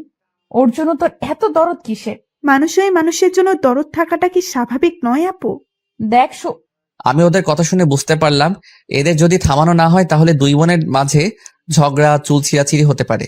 তখন বললাম, আমি গাড়িতে আছি, আপনারা আসুন, আর গাড়িতে গ্যাস নেই, আমি বরং গ্যাস নিয়ে আসি। এই বলে আমি সেখান থেকে চলে এলাম। রাহুল গাড়িতে এসে আবার গেম খেলা শুরু করলো। আর এদিকে সুমি আর উর্মি ক্যাম্পাসে গিয়ে বসলো। সুমি তার বন্ধু আর বান্ধবীদের সাথে উর্মির পরিচয় করিয়ে দিল। তারপর সবাই মিলে কিছুক্ষণ আড্ডা দিয়ে ক্লাসে চলে গেল। সকল ক্লাস শেষ করে সুমিরা আবার আড্ডা দেওয়া শুরু করলো। কিছুক্ষণ পর সবাই যার যার বাসায় চলে গেল। সুমি আর উর্মি এসে দেখতে পেল রাহুল গেম খেলছে। তখন সুমি রাহুলের হাত থেকে মোবাইল নিয়ে নিল। হঠাৎ করে কেউ আমার হাত থেকে মোবাইল নিয়ে নিল। খেলার মাঝে এমনটা করলে বলেন তো কেমনটা লাগে? তা আবার যদি প্রিয় গেম সিওডি হয় তাহলে তো কোনো কথাই নেই। আমি বিরক্ত নিয়ে তাকালাম পাশে। আমি তখন দেখলাম সুমি আর ম্যাডাম দাঁড়িয়ে আছে। আমি গাড়ি থেকে নেমে তাড়াতাড়ি করে গাড়ির দরজা খুলে দিলাম। ওনারা গাড়িতে বসলে আমি আবার গাড়ি চালানো শুরু করলাম। 40 মিনিট পরে সবাই বাসায় এসে পৌঁছালো। দুপুরের খাবার খেয়ে যে যার মতো রুমে গিয়ে ঘুমিয়ে পড়ল। বিকেলে রাহুলের ঘুম ভাঙলে রাহুল ছাদে গিয়ে দোলনায় শুয়ে পড়ল। রাহুল শুয়ে শুয়ে এক দৃষ্টিতে আকাশের দিকে তাকিয়ে আছে। সুমিদের বাসার ছাদে এলেই খারাপ থাকা মনটা নিমেষেই ভালো হয়ে যায় পাখির কিচিরমিচির শব্দে। মানুষের বাসায় ফেরার মতো পাখিরাও ফিরে যাচ্ছে তাদের আসল ঠিকানায়। আর সাথে পাখির কিচিরমিচির শব্দ, ঝাঁকে ঝাঁকে চড়ুই পাখি দেখে মনে হচ্ছে এ যেন পাখিদের মিলন মেলা। দল বেঁধে উড়ে এসে বসে গাছের ডালপালায়। গাছের প্রতিটি শাখা প্রশাখা ভরে ওঠে চড়ুই পাখিতে। আর তাদের কিচিরমিচির শব্দে মুখর থাকে গোটা এলাকা। সুমিদের পাশে এই বিদ্যুৎ কেন্দ্রের বাগানে বিকেল হলেই সমাবেশ হয় শত শত চড়ুই পাখির। সারাদিন স্থানটি ফাঁকাই থাকে, তবে বিকেল হলেই শুরু হয়ে যায় পাখিদের আনাগোনা। ঝাঁকে ঝাঁকে চড়ুই পাখি এসে বসে থাকে পল্লী বিদ্যুৎ সংলগ্ন আশেপাশের গাছপালাগুলোতে। সন্ধ্যার আগ মুহূর্ত পর্যন্ত হাজার হাজার পাখি এসে জড়ো হয় এলাকাটিতে। পাখিদের কলকাকলিতে মুখর হয়ে ওঠে পুরো এলাকা। এ সময় এক অপূর্ব পরিবেশের সৃষ্টি হয়। তখনই রাহুল কারো ছাদের আসার শব্দ শুনতে পেল। রাহুল তাকিয়ে দেখলো সুমি আর উর্মি ছাদে এসেছে। রাহুল সেটা দেখে না দেখার ভান করে শুয়ে শুয়ে পাখিদের আনাগোনা দেখছে। তখন উর্মি সুমিকে বলল, দেখ কেমন করে শুয়ে আছে। ও শুয়ে আছে তাতে তোর কি আপু? আমরা এখানে আসছি সেটা কি ও চোখে দেখতে পাচ্ছে না? আচ্ছা আপু, তুই আমায় একটা কথা বলবি? কি কথা বল। রাহুল কি ছোট থেকে আজ পর্যন্ত তোর সাথে কোনো খারাপ ব্যবহার করেছে?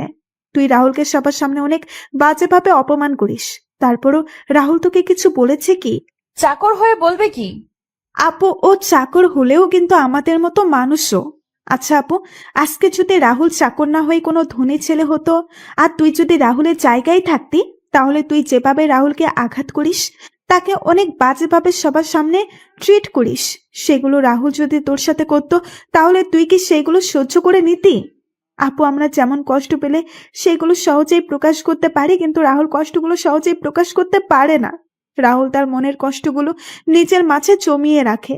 জানিস তো আপু, মানে যখন তার নিজের কষ্টগুলো কারোর সাথে শেয়ার করতে পারে না, তখন আকাশের দিকে তাকিয়ে সেই কষ্টগুলো শেয়ার করে। আপু, তারপরেও যদি তুই চাস তাহলে আমি রাহুলকে এখান থেকে তুলে দিচ্ছি। সুমির কথাগুলো শুনে কেন যেন উর্মির মনে কিছুটা মায়া হলো রাহুলের জন্য। তখন উর্মি রাহুলের চেহারার দিকে তাকালো। আসলেই তো রাহুলের চেহারায় কষ্টের চাপ। তখন উর্মি মনে মনে বলল, সত্যি তো ওর চেহারায় কষ্টের ছাপ স্পষ্ট। না, আমার ওর সাথে এমনটা করা ঠিক হয়নি। সত্যি তো আমি কষ্ট পেলে আমার কষ্টগুলো মা বাবা বা পরিবারের সবার সাথে শেয়ার করতে পারি, কিন্তু রাহুলের তো কোনো পরিবার নেই যে রাহুল তার কষ্টগুলো কারোর সাথে শেয়ার করবে। আমার শত অপমান সহ্য করেও আমায় কোনো একটা কটু কথা বলেনি, কিন্তু রাহুলকে দেখলেই কেন জানি অনেক রাগ হয়। নিজের রাগটাকে কেন জানি কন্ট্রোল করতে পারি না। না, সামনে থেকে ওর সাথে আর এমন করব না। এদিকেও সুমি তাকিয়ে দেখতে পেল উর্মি রাহুলের দিকে তাকিয়ে আছে। তখন সুমি উর্মিকে ধাক্কা দিয়ে বলল, আচ্ছা আপু, তুই দাঁড়া, আমি রাহুলকে তুলে দিচ্ছি দোলনা থেকে। সুমিকে আটকে দিয়ে বললাম, না লাগবে না, চল নিচে চল, ও ওর মতো থাকুক। চল ফুফু আর ফুফার সাথে কথা বলি গিয়ে। সুমি উর্মির কথা শুনে একটু মুচকি হাসলো। উর্মি সুমিকে আর কথা বলার সুযোগ না দিয়ে নিচে চলে গেল।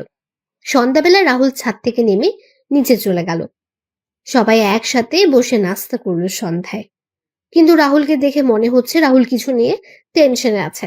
তখন ফুফু রাহুলকে বললেন, কি রে রাহুল, কি হয়েছে তোর? তুই এত চুপচাপ বসে আছিস যে? আর কাকে কল দিছিস বারবার? ফুফুর কথা শুনে সবাই রাহুলের দিকে তাকালো। তখন ফুফা রাহুলকে প্রশ্ন করলেন, কি রে রাহুল, কি হয়েছে? কোনো কিছু সমস্যা হয়েছে কি? ফুপা, মনে হচ্ছে কিছু একটা সমস্যা হয়েছে। কি সমস্যা? বাড়িতে কল দিচ্ছি কিন্তু কেউ কল রিসিভ করছে না, সবার ফোন বন্ধ দেখাচ্ছে। আরে চিন্তা করিস না, সব ঠিক হয়ে যাবে। সবাই হয়তো কোনো কাজে ব্যস্ত আছে, তাই ফোন ধরছে না। রাহুলের কথা শুনে উর্মি ফোন দিল তার বাবা চাচা চাচির নম্বরে, কিন্তু সবার ফোন বন্ধ দেখাচ্ছে। তখন উর্মি বলল, ফুফা, ও তো ঠিক বলছে, সবার ফোন বন্ধ, আমি এখন কল দিয়েছিলাম। ফুপা আমার মনে হয় একবার বাড়িতে যাওয়া আমার উচিত হবে। আরে চিন্তা করিস না, রাতে কোনো কাজে ব্যস্ত আছে হয়তো, তাই ধরছে না। আর কালকে কথা হয়েছিল আমার ভাইয়ের সাথে, ভাই বলল আজকে কি যেন একটা বড় ডিল হবে, তাই সবাই ওই কাজে বিজি এখন, তার জন্য হয়তো কল ধরছে না। চিন্তা করিস না, হাতের কাজ শেষ হলে তোদের সাথে যোগাযোগ করবে। আরে তোরা খাওয়া দাওয়া কর শান্তিতে। রাহুলের কেমন যেন টেনশন হচ্ছে। রাহুল একের পর এক কল দিয়ে যাচ্ছে কিন্তু ফোন বন্ধ আসছে। রাতের খাবার খেয়ে সবাই ঘুমিয়ে পড়ল।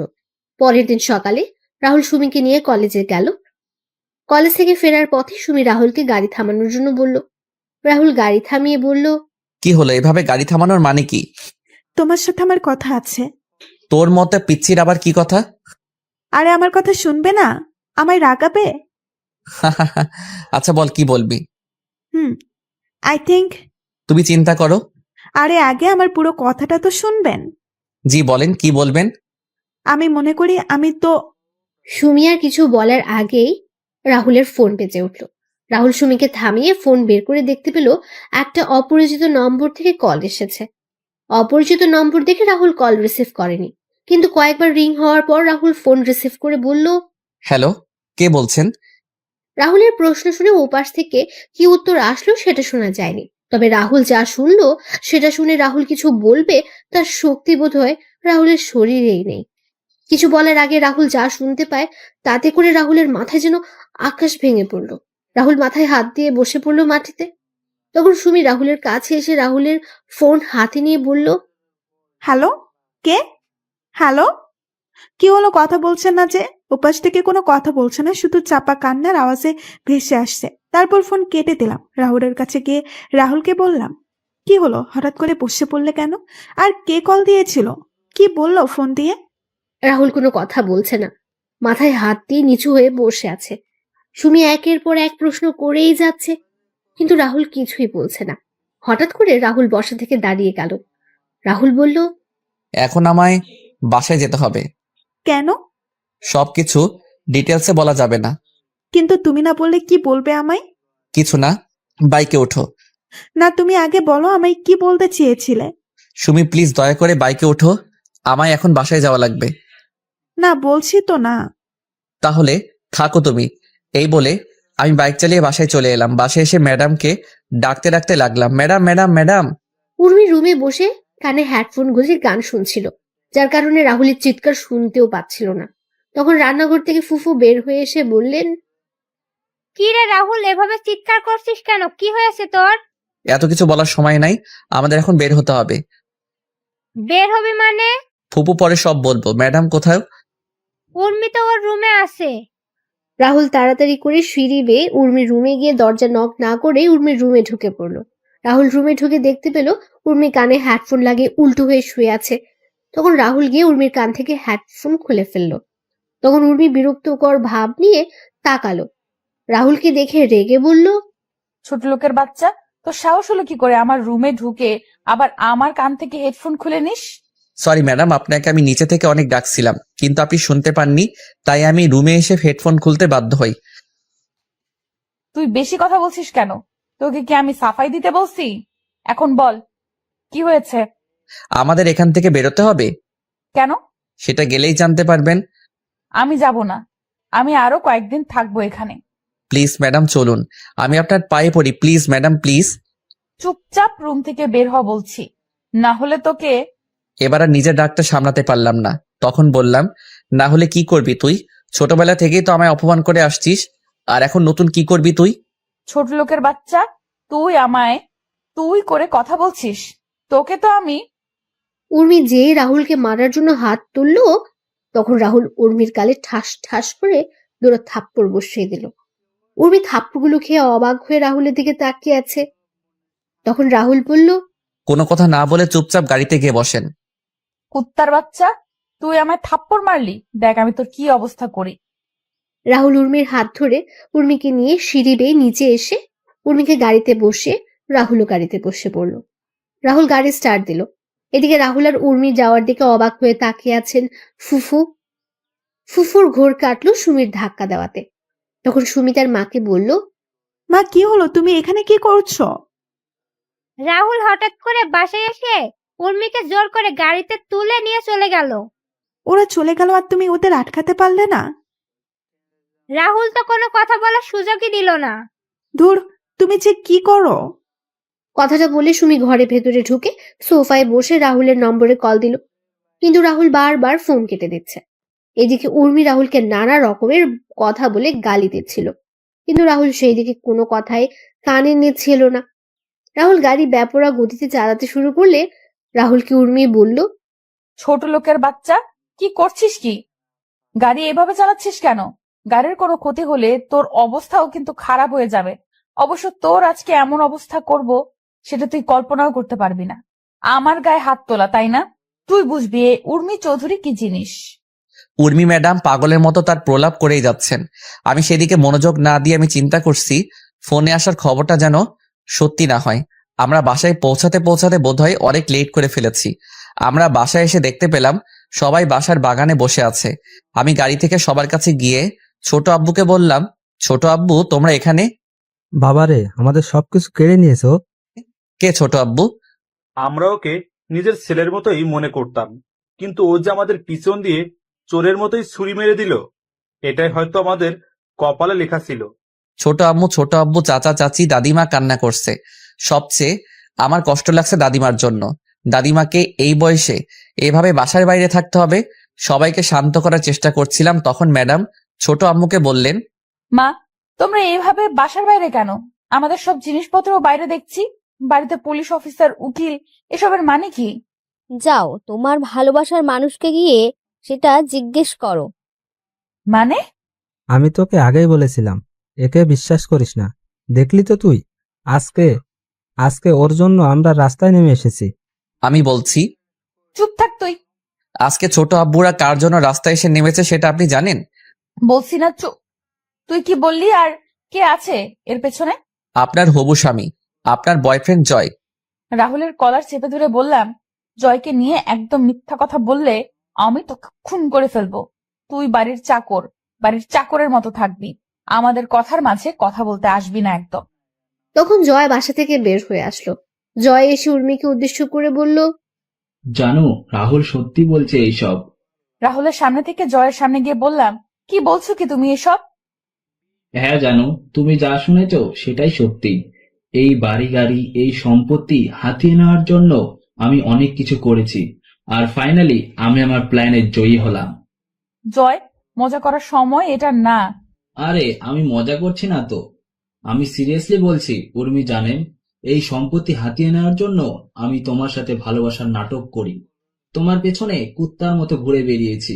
আস্তে আস্তে তোমার থেকে সকল ইনফরমেশন কালেক্ট করে তারপর আমি আমার কাজে নেমে পড়ি। আর এখন তোমরা তোমাদের বাড়ির বাইরে। Now get lost my home and get lost my life. ও হ্যাঁ, তোমায় একজনের সাথে পরিচয় করিয়ে দিতে ভুলে গেছি, একটু দাঁড়াও। Liza, Liza, meet my wife Liza. জয়ের কথাগুলো শুনে উর্মির চোখে যেন অমাবস্যার অন্ধকার নেমে এলো। উর্মি জয়ের কলার চেপে ধরে বলল, ওই কুত্তার বাচ্চা, তুই আমায় এভাবে ঠকালি কেন? জয় ঠাস ঠাস করে দুটো থাপ্পড় উর্মির গালে বসিয়ে দিয়ে বলল, তোমার মতো নষ্টা আর অহংকারী মেয়েকে কাজে ব্যবহার করা যায়, কিন্তু ভালোবাসা যায় না। আর এই জয়ের রুচি এত খারাপ হয়ে যায়নি যে তোমার মতো একটা বাজারি মেয়েকে ভালোবাসবো। তুই ছিলি আমার দাবার চালের গুটি, তোকে দিয়েই আমি গেমটা জিতে নিলাম। গেম শেষ, সাথে তুইও। এখন শ্মশান মানে আমার বাড়ি থেকে বের হয়ে যাও, না হলে ঘাড় ধাক্কা দিয়ে বের করে দিব। রাহুল যখন সবাইকে নিয়ে চলে আসছিল তখন জয় রাহুলকে উদ্দেশ্য করে বলল, কিরে রাহুল, তুই এই দিকে কোথায় যাচ্ছিস? তুই চাইলেই থাকতে পারিস আমাদের সাথে, আর ওদের মতো এত পশু না যে তোর সাথে খারাপ ব্যবহার করব। হালকা হেসে বললাম, আমি আপনার মতো বেইমানও না যে যেই বিছানায় ঘুমাবো আবার সেই বিছানায় ভেঙেও ফেলবো। জয় সাহেব চাকর হতে পারি, তবে মালিকের সাথে কোনো সময় বেইমানি করব না। তবে খুব তাড়াতাড়ি দেখা হবে আপনার সাথে। জায়গা এটা থাকবে, বাড়িও এটা থাকবে। তফাৎ শুধু হবে আমি বাড়ির মালিক আর আপনি রাস্তার কুত্তা হবেন। কথাটি বলে রাহুল সবাইকে নিয়ে চলে আসলো ওই বাসা থেকে। রাহুল সবাইকে নিয়ে একটা বাগানের পাশে বসে তখন রাহুল সবাইকে উদ্দেশ্য করে বলল, ছোট আব্বু, চাচা, এসব হলো কি করে? আমরা কিছু বলতে পারছি না। আজকে সকালে হঠাৎ করে নোটিশ আসে বাসা ছেড়ে দেওয়ার জন্য, আর কালকে আমাদের হাত থেকে সব কন্ট্রাক্ট বের হয়ে যায়। যেই কন্ট্রাক্টের জন্য ব্যাংক থেকে টাকা নিয়েছিলাম তারিখ কালকে চলে গেছে। আমি তো কখনো বিশ্বাসই করতে পারি নাই জয় এমন করবে। ছোট আব্বু আর চাচা, তোমরা পুরোনো কথা ভুলে যাও। তোমাদেরও নতুন করে আবার শুরু করতে হবে। কিন্তু নতুন করে শুরু করতে হলে তো অনেক টাকার দরকার। সেসব চিন্তা পরে করা যাবে। আগে দাদিমাকে নিয়ে চলো ফুপাদের বাড়িতে। আর ছোট আব্বু আর চাচা, তোমরা সেখানে কয়েকটা দিন থাকতে হবে। আর আমি আবার সিলেটে ফিরে আসবো। কেন? কাজ আছে ছোট আম্মু।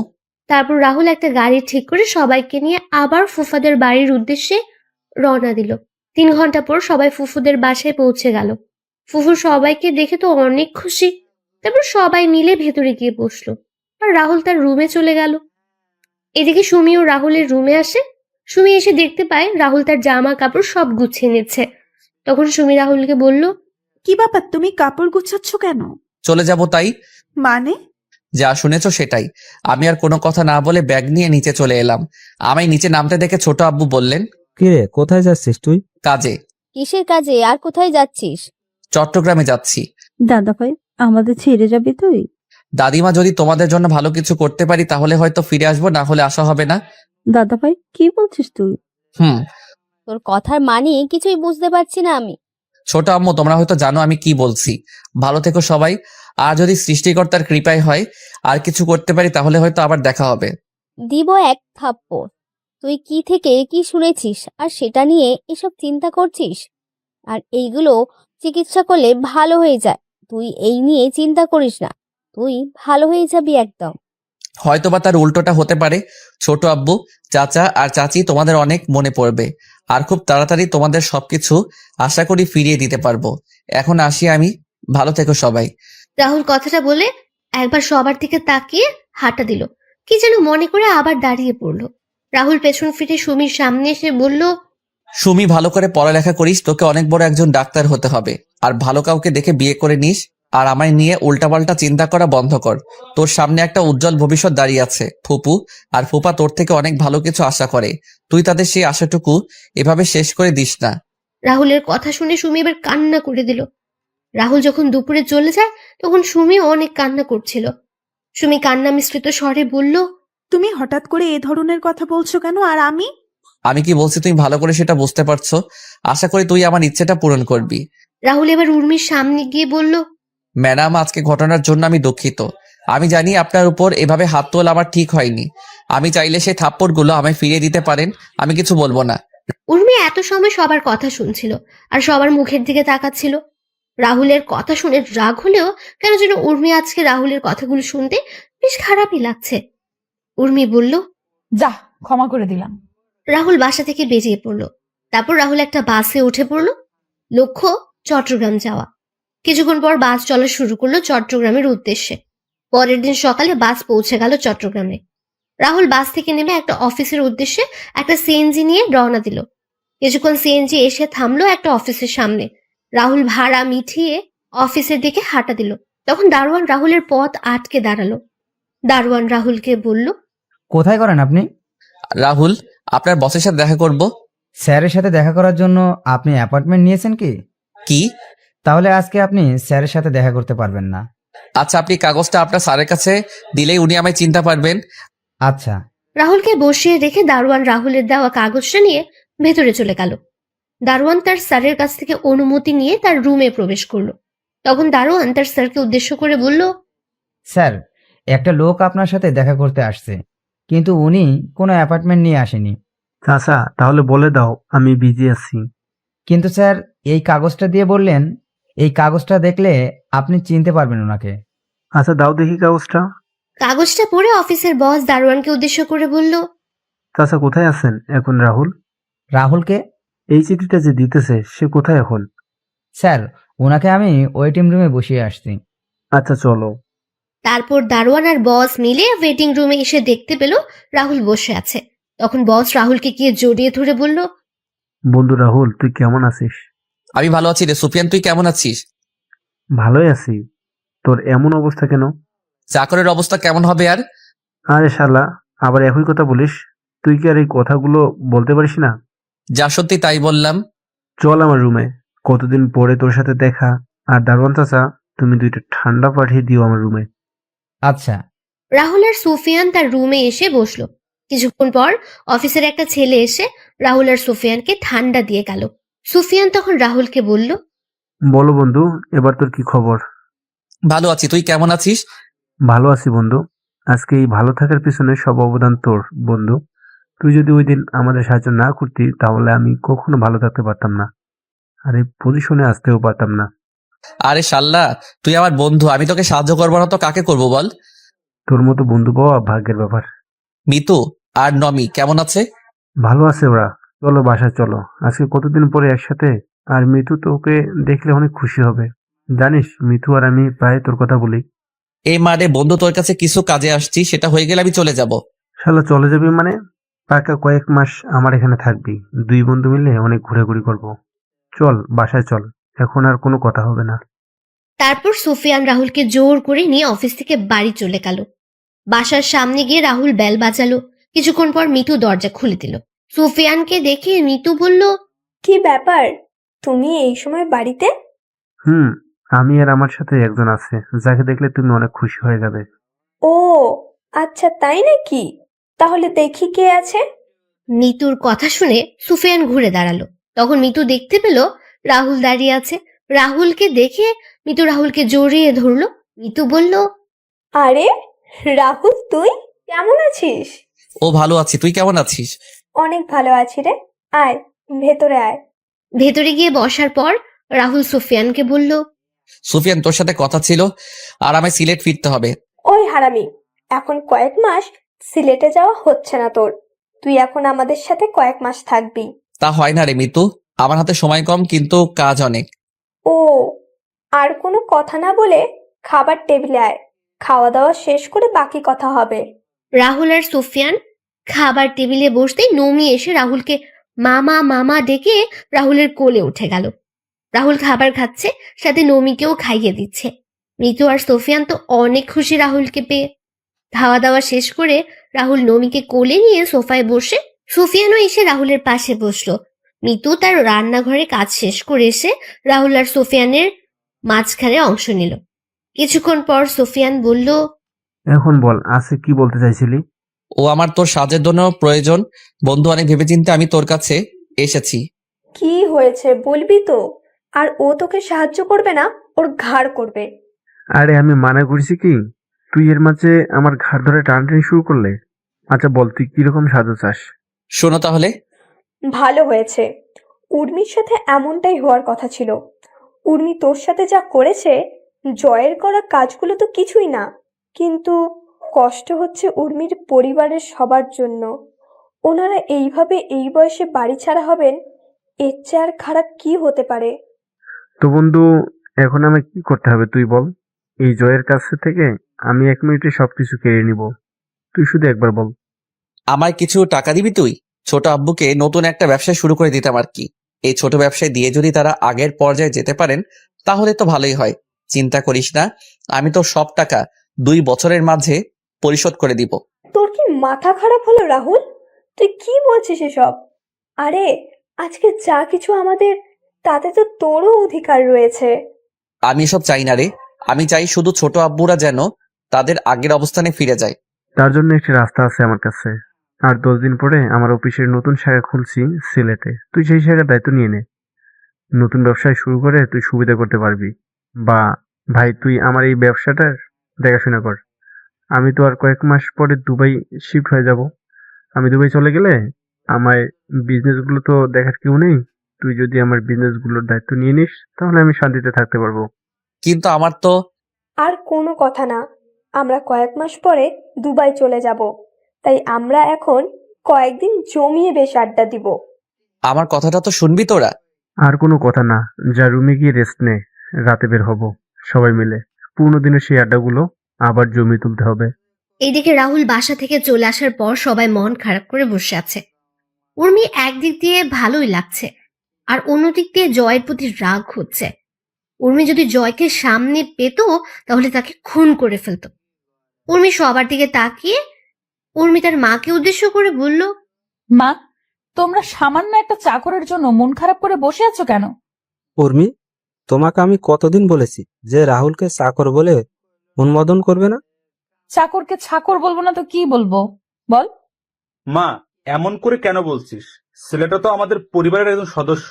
দেখছিস না ছেলেটা আমাদের বিপদে কিভাবে সবার আগে ঝাঁপিয়ে পড়েছে। নিজের ছেলে মেয়ে থাকলে এমন ভাবে কাজ করতো কিনা সেটা নিয়ে সন্দেহ আছে।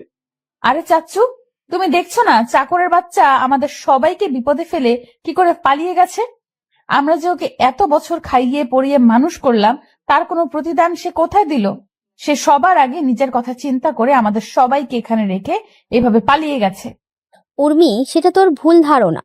আমার কোনো ভুল ধারণা না, ভুল ধারণা হচ্ছে তোমাদের। তোমরা এই অনাথের বাচ্চাটাকে আমাদের বাড়িতে এনে এত বছর খাইয়ে এত বড় করলে, ওর 3 মাসের জন্য কি করলো? আপু তুই কি বলছিস? নিজের লিমিটের ভেতরে থেকে কথা বল। রাহুলকে নিয়ে কোনো কথা বলার অধিকার তোমার নেই। তুই একটা চাকরের জন্য আমার সাথে উঁচু গলায় কথা বলছিস? চাকরের জন্য না, তোমার ব্যবহারের জন্য বলছি। ওই চাকরকে নিয়ে কথা বলছি বলে তোর এত গায়ে লাগছে কেন? তুই আবার এই ছোট লোকটাকে ভালোবাসিস না তো আবার? হ্যাঁ ভালোবাসি ওই ছোট লোক, ওই চাকরকে। তোর কোনো সমস্যা? ও সমস্যা হবে না, তুই একটা চাকরকে ভালোবাসিস। আমি একটা চাকরকে ভালোবাসি বলে তোমার এত সমস্যা? তাহলে তুমি যে একটা বাটফারকে ভালোবাসলে, তাহলে মামা আর মামের সমস্যা হয়নি?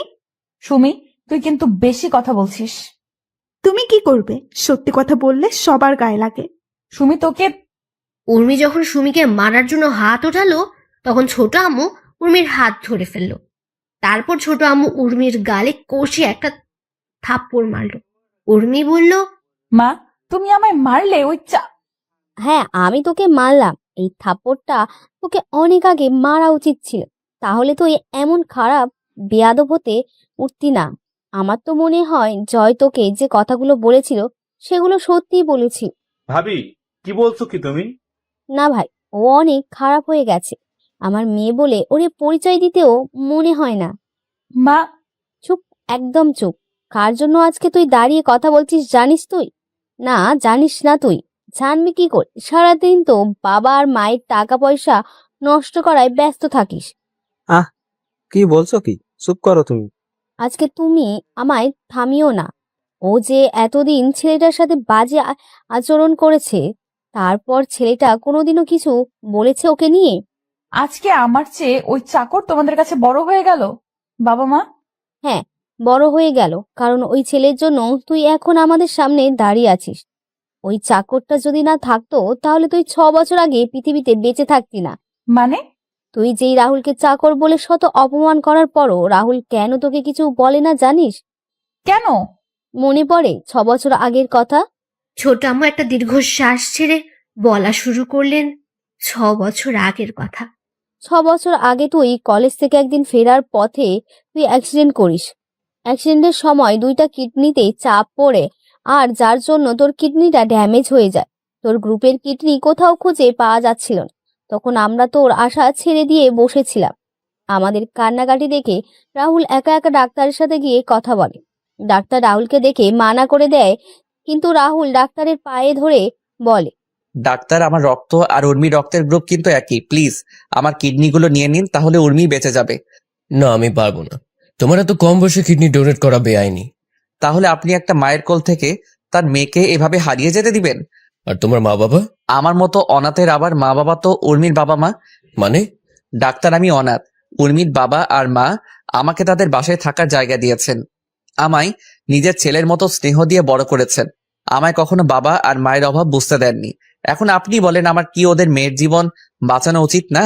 আমার কোনো কিছুর প্রয়োজন হলে সেটা আমি বলার আগে আমার জন্য নিয়ে আসেন। জানেন ডাক্তার, ছোট আব্বু আর ছোট আম্মুর বিয়ের কয়েক বছর পর উর্মির জন্ম হয়। উর্মির জন্মের পর চৌধুরী বাড়ির সবাই কি যে খুশি হয় সেটা আপনাকে আমি বলে বোঝাতে পারবো না। আমার যখন তাদের বাসায় আসার 2 বছর হয়, তখন আমি জানতে পারি উর্মির মা আর কোনো সন্তান নেননি। সন্তান নিলে হয়তো আমার জন্য তাদের স্নেহ ভালোবাসা কমে যাবে। চৌধুরী বাড়ির সবাইও ছিল একমত, কারণ উর্মি আর আমি ছিলাম চৌধুরী বাড়ির প্রাণ। এখন আপনি বলেন, উর্মির কিছু হলে ওই বাড়ির কেউ সেটা মেনে নিতে পারবে না। আমি মারা গেলে হয়তো কয়েকদিন সবাই কান্না করবে, কিন্তু উর্মির কিছু হয়ে গেলে ওই বাড়ির সবাই চিরদিন কান্না করবে।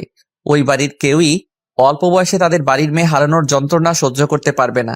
জানেন ডাক্তার, আমি ছোটবেলায় আমি মায়ের বাবার আদর পাইনি কখনো, এখন পেয়েছি। আমি সেই বাবা আর মাকে কিভাবে নিজের সামনে কষ্ট পেতে দেখতে পারি আপনি বলুন?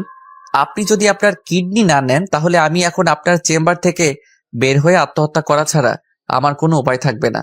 আমি ওই বাড়ির সবাইকে এভাবে কষ্ট পেতে দেখতে পারবো না। আমার আত্মহত্যার একমাত্র কারণ হবেন আপনি। কিন্তু দেখো বাবা, তুমি আমার কথা বুঝতে পারছো না। এটা কখনো সম্ভব না বাবা। আপনি আমার কথা বুঝতে পারছেন না কেন? আপনি কি চাইছেন আমার ছোট আব্বু আর ছোট আম্মু আমার চোখের সামনে এভাবে কষ্ট পাক? আমি সেটা সন্তান হয়ে কিভাবে মেনে নিব? কিন্তু ডাক্তারের পায়ে ধরে বললাম, আমি আপনার পায়ে পড়ি ডাক্তার, আপনি উর্মিকে বাঁচিয়ে দিন। তা না ছাড়া আমার মরা ছাড়া আর কোনো উপায় থাকবে না। আচ্ছা, আমি দেখছি। তারপর ডাক্তার নার্সকে ডেকে রাহুলের রক্তের গ্রুপ পরীক্ষা করে এক ব্যাগ রক্ত নিতে বললেন। 2 ঘন্টা পর রাহুলের অপারেশন শুরু হয়। রাহুলকে অ্যানেস্থেশিয়া দেওয়ার পর ও রাহুলের প্যাড যখন কাটা হয়, রাহুলের শরীর তখন কেমন যেন খিচে আসছিল। যখন কিডনি বের করা হচ্ছিল তখন রাহুলের মুখ দিয়ে ফেনা বের হয়ে আসে।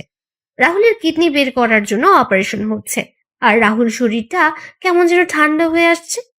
তারপর রাহুল হঠাৎ করে অজ্ঞান হয়ে যায়। 3 ঘন্টার অপারেশন শেষে ডাক্তার অপারেশন থিয়েটার থেকে বের হয়। ডাক্তার উর্মির বাবা, মা আর চাচার সামনে গিয়ে বলল, চৌধুরী সাহেব, আপনার মেয়ের অপারেশন হয়ে গেছে। সে এখন বিপদমুক্ত। জ্ঞান ফেরার আগ পর্যন্ত তাদের আইসিইউ রাখা হয়েছে। ডাক্তারের কথা শুনে 3 জনই দাঁড়িয়ে গেল। সবার মুখে হাসি ফুটে উঠল। তখন উর্মির বাবা ডাক্তারকে বললেন, ডাক্তার, আপনারা বললেন কিডনি পাওয়া যায়নি, তাহলে? কিডনি পাওয়া যায়নি, তবে একটা ছেলে তার কিডনি স্বেচ্ছায় দিয়েছে। তার 2টা কিডনি আমরা আপনার মেয়েকে আর আপনার মেয়ের কিডনিগুলো ওই ছেলেকে লাগিয়ে দিয়েছি। কিন্তু এতে তো ডাক্তার ছেলেটা মারা যাবে, তবে ছেলেটা যদি মেডিসিন নিয়মিত খায় তাহলে হয়তো কয়েকটা বছর বেশি বাঁচতে পারবে। আর ভাগ্য ভালো হলে 10-15 বছর। আপনার মেয়ের 2টা কিডনির মাঝে ডান পাশের কিডনি 40% ভালো ছিল। ডাক্তার, সেই ছেলেটা কোথায়? আমরা ছেলেটার সাথে দেখা করতে চাই, যেই ছেলেটা তার জীবন বাজি রেখে আমাদের মেয়েকে এভাবে বাঁচিয়ে দিল। আসুন আমার সাথে। তারপর ডাক্তার 3 জনকে নিয়ে আইসিইউতে গেলেন। রুমের ভেতরে ঢুকে ব্যাডের দিকে তাকিয়ে 3 জনই শকড হয়ে গেল রাহুলকে দেখে আর উর্মিকে পাশাপাশি বেডে শুয়ে থাকতে দেখে। তখন চাচা ডাক্তারকে বলল, ডাক্তার, রাহুলের কি হয়েছে? এভাবে শুয়ে আছে যে? এই ছেলেই তো আপনার মেয়েকে কিডনি ডোনেট করেছে। ডাক্তার, রাহুলের কথা শুনে আপনি ওর থেকে কিডনি নিলেন? আমি অনেক মানা করে কিন্তু ছেলেটা কথা শোনে না। আমি বাধ্য হয়ে নিতে হয়েছে। তাই বলে ডাক্তার? চৌধুরী সাহেব, ওই ছেলের কথাগুলো শুনে কিছু বলার ভাষা পাইনি। ছেলেটা আপনাদের সুখের জন্য নিজের জীবনটা হাসি মুখে বিলিয়ে দিয়েছে। জানেন ছেলেটা আপনাদের নিয়ে কি বলেছে?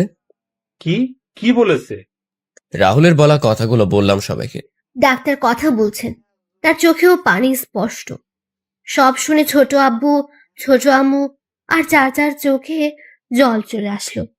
ছোট আম্মু সব শুনে সেখানে বসে পড়লেন আর তার মাথায় হাত দিয়ে নীরবে চোখের জল ফেলতে লাগলেন। ছোট আব্বু আর চাচু স্ট্যাচু হয়ে দাঁড়িয়ে আছেন। রাহুল যে তাদের খুশির জন্য এভাবে নিজের জীবনটা বিলিয়ে দেবে সেটা তারা কখনো হয়তো ভাবতেও পারেননি।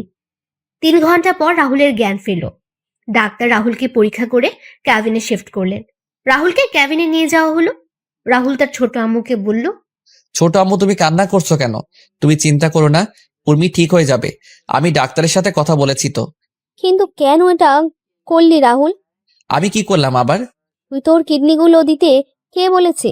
তখন রুমে প্রবেশ করে ছোট আব্বু আর চাচা।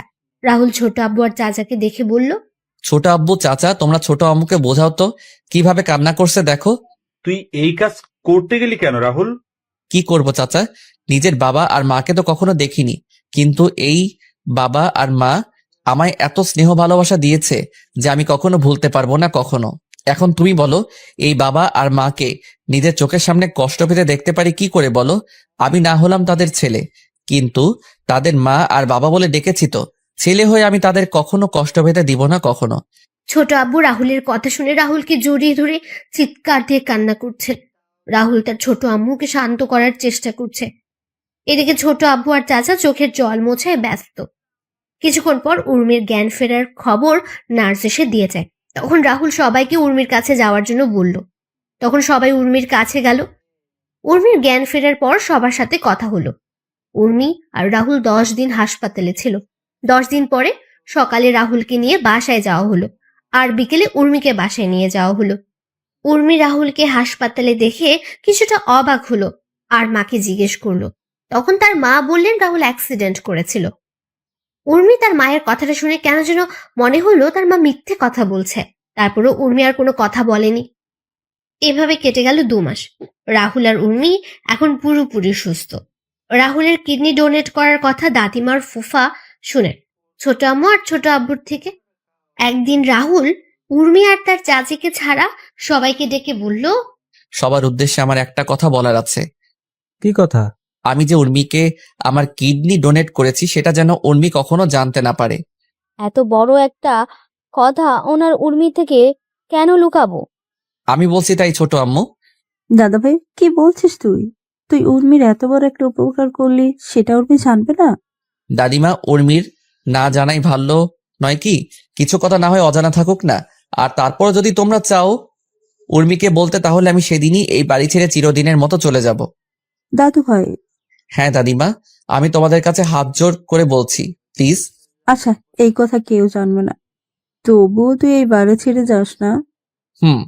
রাহুলকে প্রতিদিন নিয়ম করে মেডিসিন খেতে হতো। রাহুল একদিন মিস করলে সেদিন দাদিমা আর ছোট আম্মু রাহুলকে অনেক বকাঝকা করতো, আর রাহুল কানে হাত দিয়ে বসে থাকতো। এভাবে কেটে গেল 6 বছর। বর্তমানে সেদিন শপিং মলে রাহুল তোকে বাঁচানোর জন্য ওই বখাটে ছেলেদের সাথে মারামারি করে। মারামারির এক পর্যায়ে ছেলেগুলো রাহুলের পেটের ডান পাশে ছুরি দিয়ে আঘাত করে। ছুরির সামান্য অংশ রাহুলের কিডনিতে গিয়ে সোজা আঘাত করে। রাহুল প্রথমে ব্যথা অনুভব না করলেও পরে ব্যথা অনুভব করে, যার জন্য সেদিন অজ্ঞান হয়ে যায়। রাহুলকে নিয়ে হাসপাতালে যাওয়া হলে ডাক্তার অপারেশন করার পর আমাদের সেদিন কি বলেছিল তুই জানিস? ছোট আম্মুর মুখে এমন কথা শুনে উপস্থিত সবার চোখে জল। উর্মির চোখ দিয়ে জল পড়ছে অনবরত। উর্মি চোখের জল মুছে তার মাকে কান্না মিশ্রিত কণ্ঠে বলল, মা, সেদিন তো তোমরা কিছু বললে না, কিন্তু আজকে বলো, ডাক্তার সেদিন কি বলেছিল? সেদিন ডাক্তার বলেছিল, দেখুন, ছুরির আঘাতটা বেশ গভীর। আমি আপনাদের আগেই বলেছিলাম রাহুলের যদি কোনো আঘাত লাগে পেটের ডান পাশে, তাহলে কিন্তু সেটা রাহুলের জীবন ঝুঁকিতে চলে যাবে। মেডিসিনের কারণে কিডনির অবস্থা আগের মতোই ছিল, কিন্তু ছুরির আঘাতে রাহুলের কিডনি 40% থেকে 20% কমে আসছে।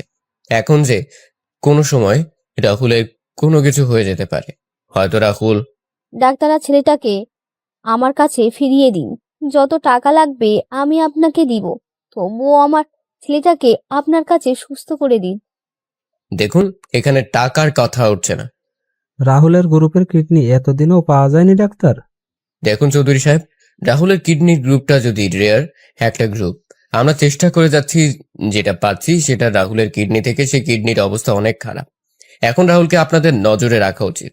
যত সম্ভব রাহুলকে সব ধরনের সমস্যা থেকে রাহুলকে দূরে রাখতে হবে, তা না হলে রাহুলকে হয়তো আমরা চিরকালের মতো হারিয়ে ফেলবো। আমরা সেদিন নিরুপায় হয়ে ডাক্তারের চেম্বার থেকে বের হয়ে আসি। কয়েকদিন পরে রাহুল জানতে পারে তোর জীবনের ঝুঁকি আছে, তখন সেটা তোর বাবাকে জানায়। তো তোর বাবা তোর কথা আর রাহুলের কথা চিন্তা করে তোদের ফুপুর বাসায় পাঠিয়ে দেয়। তুই একটু আগে বললি না রাহুল আমাদের জন্য কি করেছে? রাহুল আমাদের জন্য, তোর জন্য নিজের জীবনটা বিলিয়ে দিয়েছে। রাহুল জানতো সে আর এই পৃথিবীতে বেঁচে নেই। এটা জানার পরও নিজের অসুস্থ শরীর নিয়ে বেরিয়ে পড়েছে আমাদের জন্য কিছু করার জন্য। রাহুল এই বয়সে আমাদের জন্য অনেক কিছু করেছে, যা নিজের সন্তান কখনো করবে না। জানিস, তোর এত অপমান আঘাত সহ্য করেও রাহুল কেন কিছু বলতো না? কেন কিছু বলতো না? কারণ রাহুল ছোট থেকে তোকে পছন্দ করত, সেটা আমরা সবাই জানতাম। রাহুল সেটা আমাদের তোকে বলতে নিষেধ করে। আমরা রাহুলের কথা শুনে অনেক খুশি ছিলাম। আমরা যখন জানতে পারি তখন তুই বিদেশে চলে গেলি, আর তুই যখন দেশে ফিরে এসে বললি তুই জয়কে ভালোবাসিস, সেদিন রাহুলের চোখে জল দেখেছিলাম। আমি তখন রাহুলকে বললাম তার মনের কথা তোকে বলার জন্য। তখন রাহুল বলে, না ছোট আম্মু, উর্মি যখন অন্য কাউকে ভালোবাসে তাকে নিয়ে সে সুখী থাকুক, আমি না হয় তাকে দূর থেকে ভালোবেসে যাব। সব ভালোবাসা পূর্ণতা পায় না ছোট আম্মু।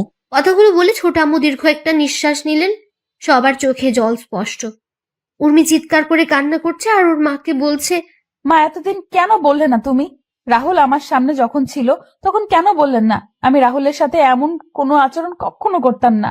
রাহুল বাড়ি ছেড়ে চলে যাবে আমাদের ভয় দেখিয়েছিল, এরকম পরিস্থিতি তৈরি হবে তখন কি জানতো আমরা? তোকে কিছু বলতাম না, কিন্তু তোর আজকের ব্যবহারের জন্য বলতে বাধ্য হলাম। আমি জানি না ছেলেটা কোথায় আছে, কি করছে।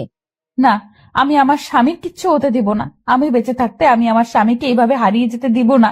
আমি রাহুলকে আবার খুঁজে আমার কাছে নিয়ে আসব। আমার করা সব কাজের জন্য ক্ষমা চাইবো। ও যদি ক্ষমা না করে তারপরেও আমি ওর পায়ের কাছে পড়ে থাকবো। উর্মির কথা শুনে সবাই চোখ বড় করে উর্মির দিকে তাকালো। তখন দাদিমা উর্মিকে বললেন, দিদিভাই, তোর স্বামী মানে? দাদিমা, রাহুল আমার স্বামী। রাহুল তোর স্বামী হলো কিভাবে? আপু, কি বলছিস তুই? তুই তো রাহুলকে সহ্য করতে পারিস না, তাহলে রাহুল তোর স্বামী হলো কি করে? এখন সব শুনে মিথ্যা বলা শুরু করে দিয়েছিস? কয়েকদিন আগে আমার আর রাহুলের বিয়ে হয়েছে পাশের এলাকার একটা মসজিদে। কি বলছিস, একটু ক্লিয়ার করে বলতো উর্মি। বাবা, কয়েকদিন আগে আমরা একটা কাজে যাই, সেখান থেকে আসতে রাত হয়ে যায়। রাস্তার কয়েকটা বখাটে আমাদের রাস্তা আটকে দাঁড়ায়। রাহুল তখন ছেলেগুলোকে মারতে থাকে। মারামারির এক পর্যায়ে বখাটেদের সাথে তার বন্ধুরা এসে যোগ দেয়। আমরা তখন ভয়ে দৌড়াতে থাকি। আপনারা তো সব জানেন। উর্মি কথাগুলো বলে আবার কান্না শুরু করে দিল। সবাই তো উর্মির কথাগুলো শুনে খুশি হয়ে গেল। তখন সুমি বলল, না, এটা হতে পারে না। আমি রাহুলকে ভালোবাসি, রাহুল শুধু আমার। রাহুল আমার বিয়ে করা স্বামী। আমি রাহুলকে কোরআনকে সাক্ষী রেখে কবুল বলেছি। রাহুল শুধু আমার। সুমি, কি হচ্ছে কি? মা, আমি রাহুলকে। উর্মি সেখান থেকে গিয়ে রাহুলের নাম্বারে কল দিল, কিন্তু রাহুলের ফোন বন্ধ। উর্মি বারবার ফোন দিচ্ছে, কিন্তু রাহুলের ফোন বারবার বন্ধ বলছে। উর্মির এবার ভয় হতে লাগলো। ভয় যেন উর্মিকে গ্রাস করে নিচ্ছে। উর্মি একটু আশা নিয়ে আবার কল দিল, কিন্তু এবারও ফোন বন্ধ। উর্মি ফোনটা হাত থেকে ছুঁড়ে মারলো মেঝেতে। উর্মি মাথায় হাত দিয়ে বসে পড়লো। উর্মির মনে হতে লাগলো সে কতবার রাহুলকে অপমান করেছে, আঘাত করেছে। উর্মি নিজের কাজের জন্য এখন অনুশোচনা করছে। উর্মি তাড়াতাড়ি করে বসা থেকে দাঁড়িয়ে নিচে নেমে এসে তার মা আর বাবাকে বলল, দিদিভাই, চিন্তা করিস না, রাহুল দাদাভাই খুব তাড়াতাড়ি ফিরে আসবে। বড় কাকা, ছোট কাকা আর জামাই বাবা, তোমরা রাহুলকে তাড়াতাড়ি খুঁজে বের করে নিয়ে আসো। দিদিভাই, তুই চিন্তা করিস না, আমি ওদের বলছি, ওরা রাহুলকে খুঁজে নিয়ে আসবে। ছোট আব্বু, চাচা আর ফুফা রাহুলের খোঁজে বেরিয়ে পড়লেন। শত চেষ্টা করেও রাহুলের খোঁজ পাওয়া গেল না। তারা অসহায়ের মতো ফিরে এলেন। উর্মিও পাগলামো শুরু করে দিয়েছে। এদিকে রাহুল, সুফিয়ান, মিতু আর নমির সাথে বেশ আনন্দে দিন কাটাচ্ছে। শত আনন্দের মাঝেও রাহুলের সবার কথা মনে পড়ে। মনে পড়ে উর্মির কথাগুলো। রাহুল চট্টগ্রামে এসে তার ফোন থেকে পুরাতন সিম খুলে নতুন অ্যাক্টিভ করে নেয়। রাহুল ঠিক করে নেয় সে যতদিন পর্যন্ত জয়ের কাছ থেকে চৌধুরী বাড়ির সকল সম্পত্তি ফিরিয়ে না আনছে ততদিন সে কারোর সাথে যোগাযোগ করবে না। এভাবে কেটে গেল 1 মাস। সুফিয়ান, মিতু আর নমি চলে যায় দুবাই। রাহুল সিলেটের অফিসের দায়িত্ব নেয়। এদিকে উর্মি রাহুলের কোনো খোঁজ পায়নি, তবে সে হাল ছাড়েনি। উর্মি সহ বাকি সবাই রাহুলের খোঁজ এখনো করে যাচ্ছে। এভাবে কেটে গেল 5 বছর। আজকে রাহুল বাংলাদেশের টপ বিজনেসম্যানদের মধ্যে একজন। রাহুলের কাছে এখন যা টাকা পয়সা, বাড়ি গাড়ি আছে তাতে জয়ের মতো কয়েকশো জয়কে কেনা যাবে। রাহুল এখন তার খেলা শুরু করে দিয়েছে। রাহুল তার পিএকে বলল, মা, বাবা, রাহুলের ফোন বন্ধ আসছে। আমি কল দিয়ে যাচ্ছি কিন্তু ফোন বন্ধ আসছে। বাবা, মা, তোমরা রাহুলকে আমার কাছে নিয়ে আসো না। আমি আমার সকল কাজের জন্য আমি ক্ষমা চেয়ে নিব। আমি কখনো এমন আচরণ করব না ওর সাথে। উর্মি কান্না করতে করতে বসে পড়ল। দাদিমা উর্মিকে ধরে রেখে বললেন, রাজীব, কালকে থেকে জয়ের কোম্পানির সকল অর্ডার আমরা যাতে পেতে পারি সেই ব্যবস্থা করো। স্যার, আমি দেখছি। দেখছি বললে হবে না রাজীব, 2 মাসের ভিতরে আমি জয়কে রাস্তায় দেখতে চাই। জয়কে যারা অর্ডার দেয় তাদের একটা লিস্ট করে আমার কাছে দুপুরের আগে দাও। আমি সবার সাথে কথা বলে আমাদের তৈরি করা প্রোডাক্টের স্যাম্পল তাদের দিয়ে আসবো। স্যার, আমি নিয়ে আসছি কিছুক্ষণের মধ্যে। রাজীব রুম থেকে বেরিয়ে গিয়ে লিস্ট তৈরি করতে থাকে। তখন রাহুল তার উকিলকে কল দিয়ে বলে একটা ডিভোর্স পেপার রেডি করার জন্য। উকিলের সাথে কথা বলে রাহুল ফোন কেটে দিয়ে সুফিয়ানকে কল দিল। সুফিয়ান ফোন রিসিভ করে বলল, হ্যাঁ বন্ধু, বল।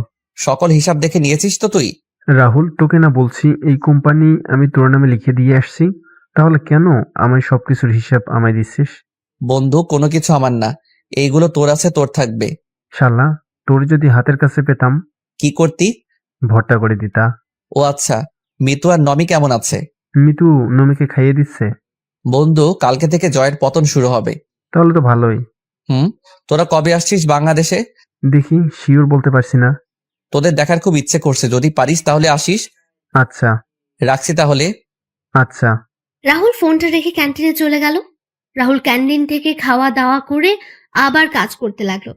রাহুল কাজ করছিল তখন রাজীব রুমে আসলো আর বলল, স্যার এই যে লিস্টগুলো দেখে বুঝতে পারলাম বেশিরভাগ অর্ডার দুবাই থেকে এসেছে, আর কয়েকটা অর্ডার ইন্ডিয়া থেকে। দুবাই একটা কোম্পানির অর্ডার দেখে আমার চোখ আটকে গেল। আমি ফোন নিয়ে সুফিয়ানকে কল দিলাম। সুফিয়ান ফোন রিসিভ করতে আমি সুফিয়ানকে বললাম, তুই কি এখন ফ্রি আছিস? তোর সাথে কথা বলার জন্য আমি সবসময় ফ্রি আছি, বল কি বলবি। দুবাইয়ের একটা কোম্পানি জয়ের কোম্পানিকে 10.5 কোটি টাকার অর্ডার দিয়েছে।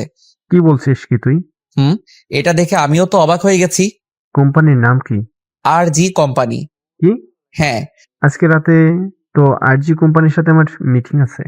তাহলে তো ভালোই। শোন, তোকে একটা কাজ করতে হবে আমার। আমি বুঝে গেছি কি করতে হবে, তুই চিন্তা করিস না। আজকেই RG কোম্পানির জয়ের সাথে তার চুক্তি বাতিল করে তোর সাথে চুক্তিতে যাবে। ধন্যবাদ বন্ধু। আর কোনো কোম্পানি আছে কি? বাকিটা আমি সামনে নিব বন্ধু, তুই শুধু এই কাজটা করে দে। চিন্তা করিস না, কালকে সকালে একটা মেল তোর কাছে যাবে। আচ্ছা। রাহুল ফোন কেটে অফিসের কাজ শেষ করে চলে গেল ডাক্তারের সাথে দেখা করতে। ডাক্তারের চেম্বারে গিয়ে রাহুল বলল, ডাক্তার কেমন আছেন? আরে রাহুল যে, ভালো আছি, তুমি কেমন আছো? আছি এরকম। কোন সমস্যা হয়েছে? কয়েকটা পেইন কিলার দরকার ছিল। কেন, কি হয়েছে? ব্যথা একটু বেড়ে গেছে। আচ্ছা, আমি লিখে দিচ্ছি। আচ্ছা। রাহুল, তোমার একটা কথা বলার ছিল। হ্যাঁ ডাক্তার বলুন। উর্মি হাসপাতালে আসে আর তোমার খোঁজ করে কালকেও এসেছিল। আর কত লুকোচুরি খেলবে, এবার তো তাদের সামনে দাঁড়াতে পারো কি? সবাই তোমার আশা ছেড়ে দিলেও উর্মি তোমায় খুঁজে যাচ্ছে। মেয়েটার চেহারা কেমন যেন রুক্ষ হয়ে গেছে। উর্মির দিকে তাকালে কেমন জানি মায়া হয়। যাবো ডাক্তার, আর 2 মাস পরে আমি তাদের সামনে গিয়ে দাঁড়াবো। যত তাড়াতাড়ি পারো তাদের সাথে দেখা করো। রাহুল প্রেসক্রিপশন নিয়ে ডাক্তারের রুম থেকে বেরিয়ে এলো। রাহুল একটা দোকান থেকে মেডিসিন কিনে গাড়িতে উঠতে যাবে, তখনই রাহুল কারোর সাথে ধাক্কা খেলো। রাহুল তাকিয়ে দেখতে পেল একটা মেয়ে। রাহুল ভালো করে তাকিয়ে দেখলো এটা সুমি। রাহুল সরি বলে সেখান থেকে চলে আসছিল, তখন লোকটাকে আমি সরি বলতে যাবো, তখন তাকিয়ে দেখলাম কেমন জানি পরিচিত মনে হচ্ছিল। আমি একটু ভালো করে লোকটার পা থেকে মাথা পর্যন্ত খেয়াল করলাম। লোকটাকে দেখে রাহুলের মতো মনে হচ্ছিল। আমি তখন বললাম, রাহুল, এই রাহুল। আমি সুমির কথার কোনো উত্তর না দিয়ে আমি আমার গাড়ির কাছে চলে এলাম, আর মেয়েটা পিছন থেকে আমায় ডাকছে আর আমার পিছন পিছন আসছে। রাহুল দাঁড়াও, রাহুল একটিবার দাঁড়াও প্লিজ, রাহুল। আমি তাড়াতাড়ি করে গাড়িতে উঠে গাড়ি স্টার্ট দিয়ে সেখান থেকে চলে এলাম। আমি আমার মনের সুখে গাড়ি চালাচ্ছিলাম, তখন খেয়াল করলাম একটা গাড়ি আমায় ফলো করছে। আমি গাড়িটার দিকে একটু ভালো করে তাকিয়ে দেখলাম গাড়িটা সুমির গাড়ি। আমি তাড়াতাড়ি করে গাড়ির স্পিড বাড়িয়ে দিলাম। কিছুক্ষণ পর আমি বাসায় এসে নিজের রুমে চলে গেলাম। এদিকে সুমি কিছু দূর রাহুলের গাড়িকে ফলো করলেও কিছু সময় পর রাহুলের গাড়ি আর খুঁজে পায়নি। সুমি বাসায় ফিরে উর্মিকে ডাকতে শুরু করলো, উর্মি আপু, উর্মি আপু, আপু কোথায় তুই? সুমির চিৎকার শুনে সবাই ড্রয়িং রুমে চলে আসলো। উর্মি নিচে এসে সুমিকে বলল, কি রে, তুই এত চিৎকার করছিস কেন? আপু আজকে আমার নাচতে ইচ্ছে করেছে। তুই এই কথা বলার জন্য চিৎকার দিয়ে বাড়ি মাথায় তুলে নিয়েছিস? আরে আপু, আমি আজকে তোকে যা বলবো সেটা শুনে তুইও নাচতে শুরু করবি আর বাড়ি মাথায় তুলে নিবি। সুমি, কি বলবি সেটা বল, এত হেয়ালি করছিস কেন? আমি আজকে হাসপাতাল থেকে ফেরার পথে একজনের সাথে আমার দেখা হয়েছে। তার নাম শুনলে তোমরাও চমকে যাবে। আরে বলবি তো কার সাথে দেখা হয়েছে? সুমি, কাকে দেখে এসে এত লাপাচ্ছিস? তোমার ছেলেকে দেখে বড় মামি। আমার ছেলে মানে? কাকে দেখেছিস একটু ক্লিয়ার করে বলবি? হাসপাতাল থেকে আমি ফেরার সময় দাদিমার মেডিসিন কেনার জন্য আমি একটা ফার্মেসিতে যাই। মেডিসিন কিনে আমি যখন বের হতে যাব তখন আমি রাহুলকে দেখতে পাই। কি? হ্যাঁ আপু, জানিস আমি পেছন থেকে অনেকবার ডাকলাম কিন্তু রাহুল একবারও পেছনে তাকায়নি। আমি গাড়ি নিয়ে রাহুলের গাড়ির পিছনে, কিন্তু রাহুল হয়তো সেটা বুঝতে পেরে গাড়ির স্পিড বাড়িয়ে কোথায় হারিয়ে যায়। কি বলছিস? কি আমার ছেলে এখনো? সুমি, তুই সত্যি বলছিস না মজা করছিস? আপু এই দেখ, আমি ফার্মেসি থেকে রাহুলের গাড়ি ওঠার ভিডিও করেছি। সবাই ভিডিওতে স্পষ্ট দেখতে পেল রাহুলকে। ভিডিওতে রাহুলকে দেখতে পেয়ে সবাই অনেক খুশি হলো, কিন্তু হঠাৎ করে সবাইকে এড়িয়ে যাওয়ার কারণটা কেউ বুঝতে পারছে না। উর্মি তো রাহুলকে আবার এই শহরে দেখতে পারবে সেটা কখনো চিন্তাও করেনি। এদিকে রাহুল ফ্রেশ হয়ে এসে বুয়ার রান্না করা রেখে যাওয়া খাবার খেয়ে গাড়ি নিয়ে বেরিয়ে পড়লো জয়কে অর্ডার দেওয়া কোম্পানিগুলোর মালিকের সাথে এক এক করে দেখা করতে। অনেকে রাহুলের তৈরি করা স্যাম্পল দেখে রাজি হয়ে যায়, আর অনেক প্রথমে রাজি না হলেও রাহুল অনেক কষ্ট করে রাজি করিয়েছে। রাহুল রাতে ক্লান্ত হয়ে বাসায় ফিরল। ফ্রেশ হয়ে বিছানায় শোয়া মাত্রই রাহুলের ফোন বেজে উঠল। রাহুল ফোন হাতে নিয়ে দেখতে পেল সুফিয়ান কল করেছে। রাহুল রিসিভ করতেই সুফিয়ান বলল, কিরে, ঘুমিয়ে পড়েছিস? না, সবার সাথে কথা বলে রাজি করিয়ে একটু আগে বাসায় আসলাম। তোর ওই দিকের খবর কি? কাজ হয়ে গেছে, কালকে সকালে তোর সাথে কথা বলবে। ধন্যবাদ বন্ধু। তোর ধন্যবাদ তোর কাছে রাখ। তোর বউর হাতের রান্না একদিন খাবার খাইয়ে দিস, তাহলে হয়ে যাবে। বউ? বউ আমার কপালে নাই। ধুর শালা, ঘুমা, কালকে সকালে কথা হবে। আচ্ছা, শুভরাত্রি। রাহুল খাবার খেয়ে ঘুমিয়ে পড়ল। পরের দিন সকালে রাহুল ঘুম থেকে উঠে দেখতে পেল তার জিমেইল অ্যাকাউন্টে একটা মেইল এসেছে। রাহুল মেইলটা পড়ে অনেক খুশি হলো। তারপর রাহুল অফিসে এসে তার পিএ রাজীবকে বলল, রাজীব অফিসের সকল স্টাফদের 20 মিনিটের ভিতরে আমাদের মিটিং রুমে দেখতে চাই। তাদের সাথে আমার কিছু গুরুত্বপূর্ণ কথা আছে। আচ্ছা স্যার। কিছুক্ষণ রাজীব এসে রাহুলকে নিয়ে যায় মিটিং রুমে। রাহুল সবার সাথে কুশল বিনিময় করলো। রাহুল সবাইকে উদ্দেশ্য করে বলল, দুবাইয়ের একটা কোম্পানি সহ আমাদের দেশের কয়েকটা কোম্পানি আমাদের তৈরি প্রোডাক্টগুলো দেখে বেশ পছন্দ করেছে। প্রত্যেক কোম্পানি প্রথম অবস্থায় 3,500 প্রোডাক্ট অর্ডার করছে, আর সময় দিয়েছে 1 মাস। আমি জানি 1 মাসে কখনো সম্ভব না, তবু আমরা সবাই একসাথে কাঁধে কাঁধ মিলিয়ে এই সুযোগটা কাজে লাগিয়ে প্রমাণ করে দিব আমরাও পারি। সবার বেতন ডাবল করে দিব, আর যারা ওভারটাইম কাজ করবে তারাও ওভার কাজের জন্য বোনাস পাবেন। যে করেই হোক আমাদের জয় গ্রুপও কোম্পানিকে পথে নিয়ে আসবো। আমি অফিসে জয়েন করার পর আমার কষ্টের কথাগুলো আপনাদের সাথে শেয়ার করেছি, কারণ আপনারা সবাই হলেন আমার আরেকটা পরিবার। এখন আপনারা যদি আমায় সহযোগিতা করেন তাহলে ওই জয়কে ওর পাপের শাস্তি দিতে পারবো। এখন বাকিটুকু আপনাদের ইচ্ছা। তখন সবাই মিলে একসাথে বলে উঠল, স্যার, আমরা আমাদের নিজেদের সবটা দিয়ে কাজ করব। স্যার, আমরা আপনার সাথে আছি এবং সবসময় থাকব। ধন্যবাদ আপনাদের, সত্যি আমি আপনাদের কাছে কৃতজ্ঞ। আপনারা তাহলে কাজ শুরু করে দিন। এদিকে জয় জানতে পারলো তার সকল অর্ডার ক্যান্সেল হয়ে গেছে এবং অর্ডারগুলো আর চৌধুরী নামে একটা কোম্পানিকে দেওয়া হয়েছে। জয় সব শুনে চিৎকার করে বলল, না না, এটা হতে পারে না। আমি যদি অর্ডারগুলো না পাই তাহলে আমায় রাস্তায় নামতে হবে। ব্যাংক থেকে নেওয়া ঋণ যদি পরিশোধ করতে না পারি তাহলে আমার সবকিছু শেষ হয়ে যাবে। জয় যখন অফিস থেকে বের হয়ে যাবে তখন তার কোম্পানির শ্রমিকরা এসে জয়কে বলল তাদের বেতন দেওয়ার জন্য, 3 মাসের দেওয়ার জন্য। আর ফ্যাক্টরির কয়েকটা মেশিন নষ্ট হয়ে গেছে। কিসের বেতন? তোদের কোনো বেতন দেওয়া যাবে না। চুপচাপ গিয়ে কাজ কর, না হলে সব কটাকে বের করে দেব। মেশিনগুলো নিজেরাই ঠিক কর গিয়ে। তখন শ্রমিকরা বলল যদি বেতন দেওয়া না যায় তাহলে তারা আর কোম্পানির সাথে কাজ করবে। শ্রমিকদের কথা শুনে জয় ও জয়ের লোকেরা রেগে গিয়ে লাঠি হাতে শ্রমিকদের উপর হামলা করে। এদিকে রাহুল তার অফিস থেকে সবকিছু বসে দেখছে আর হাসছে। এভাবে কেটে যায় 2 মাস। রাহুল সকল কোম্পানির অর্ডারগুলো সঠিক সময় পূরণ করতে পেরেছে। রাহুল তার অর্জিত টাকা থেকে তার কোম্পানির স্টাফদের ডাবল বেতন সহ বোনাস প্রদান করেছে। কোম্পানির সবাই আজ অনেক খুশি। এদিকে ব্যাংক জয়ের সবকিছু বাজেয়াপ্ত করে নিলামে তুলেছে। জয় চুপচাপ বসে আছে এক কোণে। জয় অনেক চেষ্টা করেছিল আর চৌধুরীর সাথে দেখা করার জন্য, কিন্তু পারেনি, তাই জয় বসে আছে। নিলামে জয়ের সম্পত্তি অনেক বিজনেসম্যান কেনার জন্য বসে আছেন। নিলাম শুরু হলে একজন করে তাদের বাজেট অনুযায়ী দাম বলতে লাগলো। নিলামের শেষ পর্যায়ে এসে রাহুল বলে উঠল, 80 কোটি টাকা।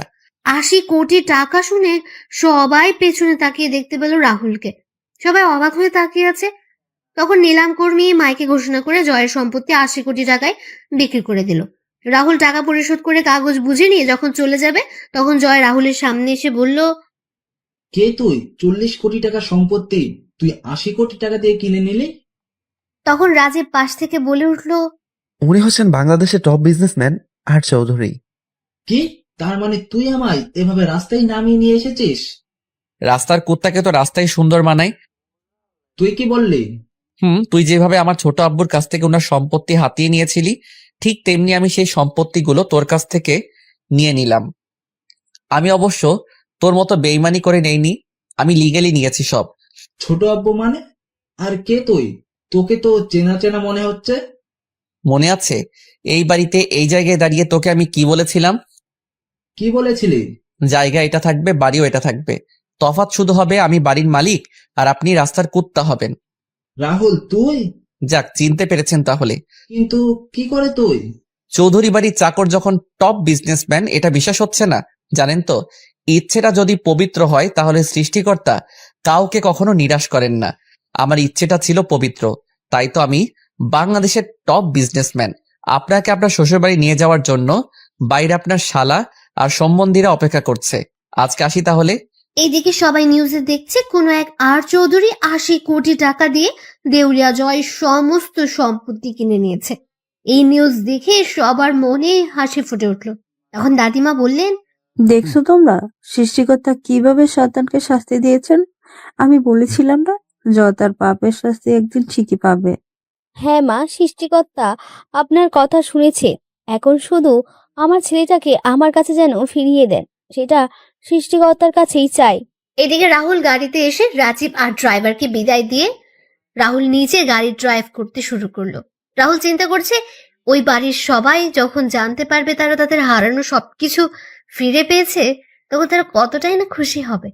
রাহুল কোর্টে এসে ডিভোর্স কাগজটা নিয়ে ফুফুদের বাসার উদ্দেশ্যে রওনা দিল। হঠাৎ করে রাহুলের পেটের ডান পাশে ব্যথা শুরু হয়ে গেল, সাথে রাহুলের মুখ থেকে রক্ত পড়া শুরু হলো। রাহুল গাড়ি থামিয়ে গাড়ি থেকে নেমে জল দিয়ে মুখ ধুয়ে একটা পেইন কিলার খেয়ে নিল। রাহুল গাড়িতে এসে আবার গাড়ি চালানো শুরু করলো, কিন্তু ব্যথাটা যেন কমছেই না। রাহুল ফুফাদের বাসায় এসে পৌঁছাতে পৌঁছাতে সন্ধ্যা হয়ে গেল। রাহুল বাসায় এসে বেল বাজালো। কিছুক্ষণ পর রাহুলের ফুফু এসে দরজা খুলে দিলেন। রাহুলকে দেখে তো ফুফু অবাক হয়ে গেলেন। ফুফু রাহুলকে জড়িয়ে ধরে কান্না করে দিলেন। রাহুল ফুফুকে শান্ত করলো। তখন ফুফু রাহুলকে বলল, রাহুল কেমন আছিস তুই? না, এতদিন পরে আমাদের কথা মনে পড়লো তোর? মনে পড়তো, কিন্তু কাজের জন্য আসতে পারিনি। তুমি কেমন আছো ফুপু?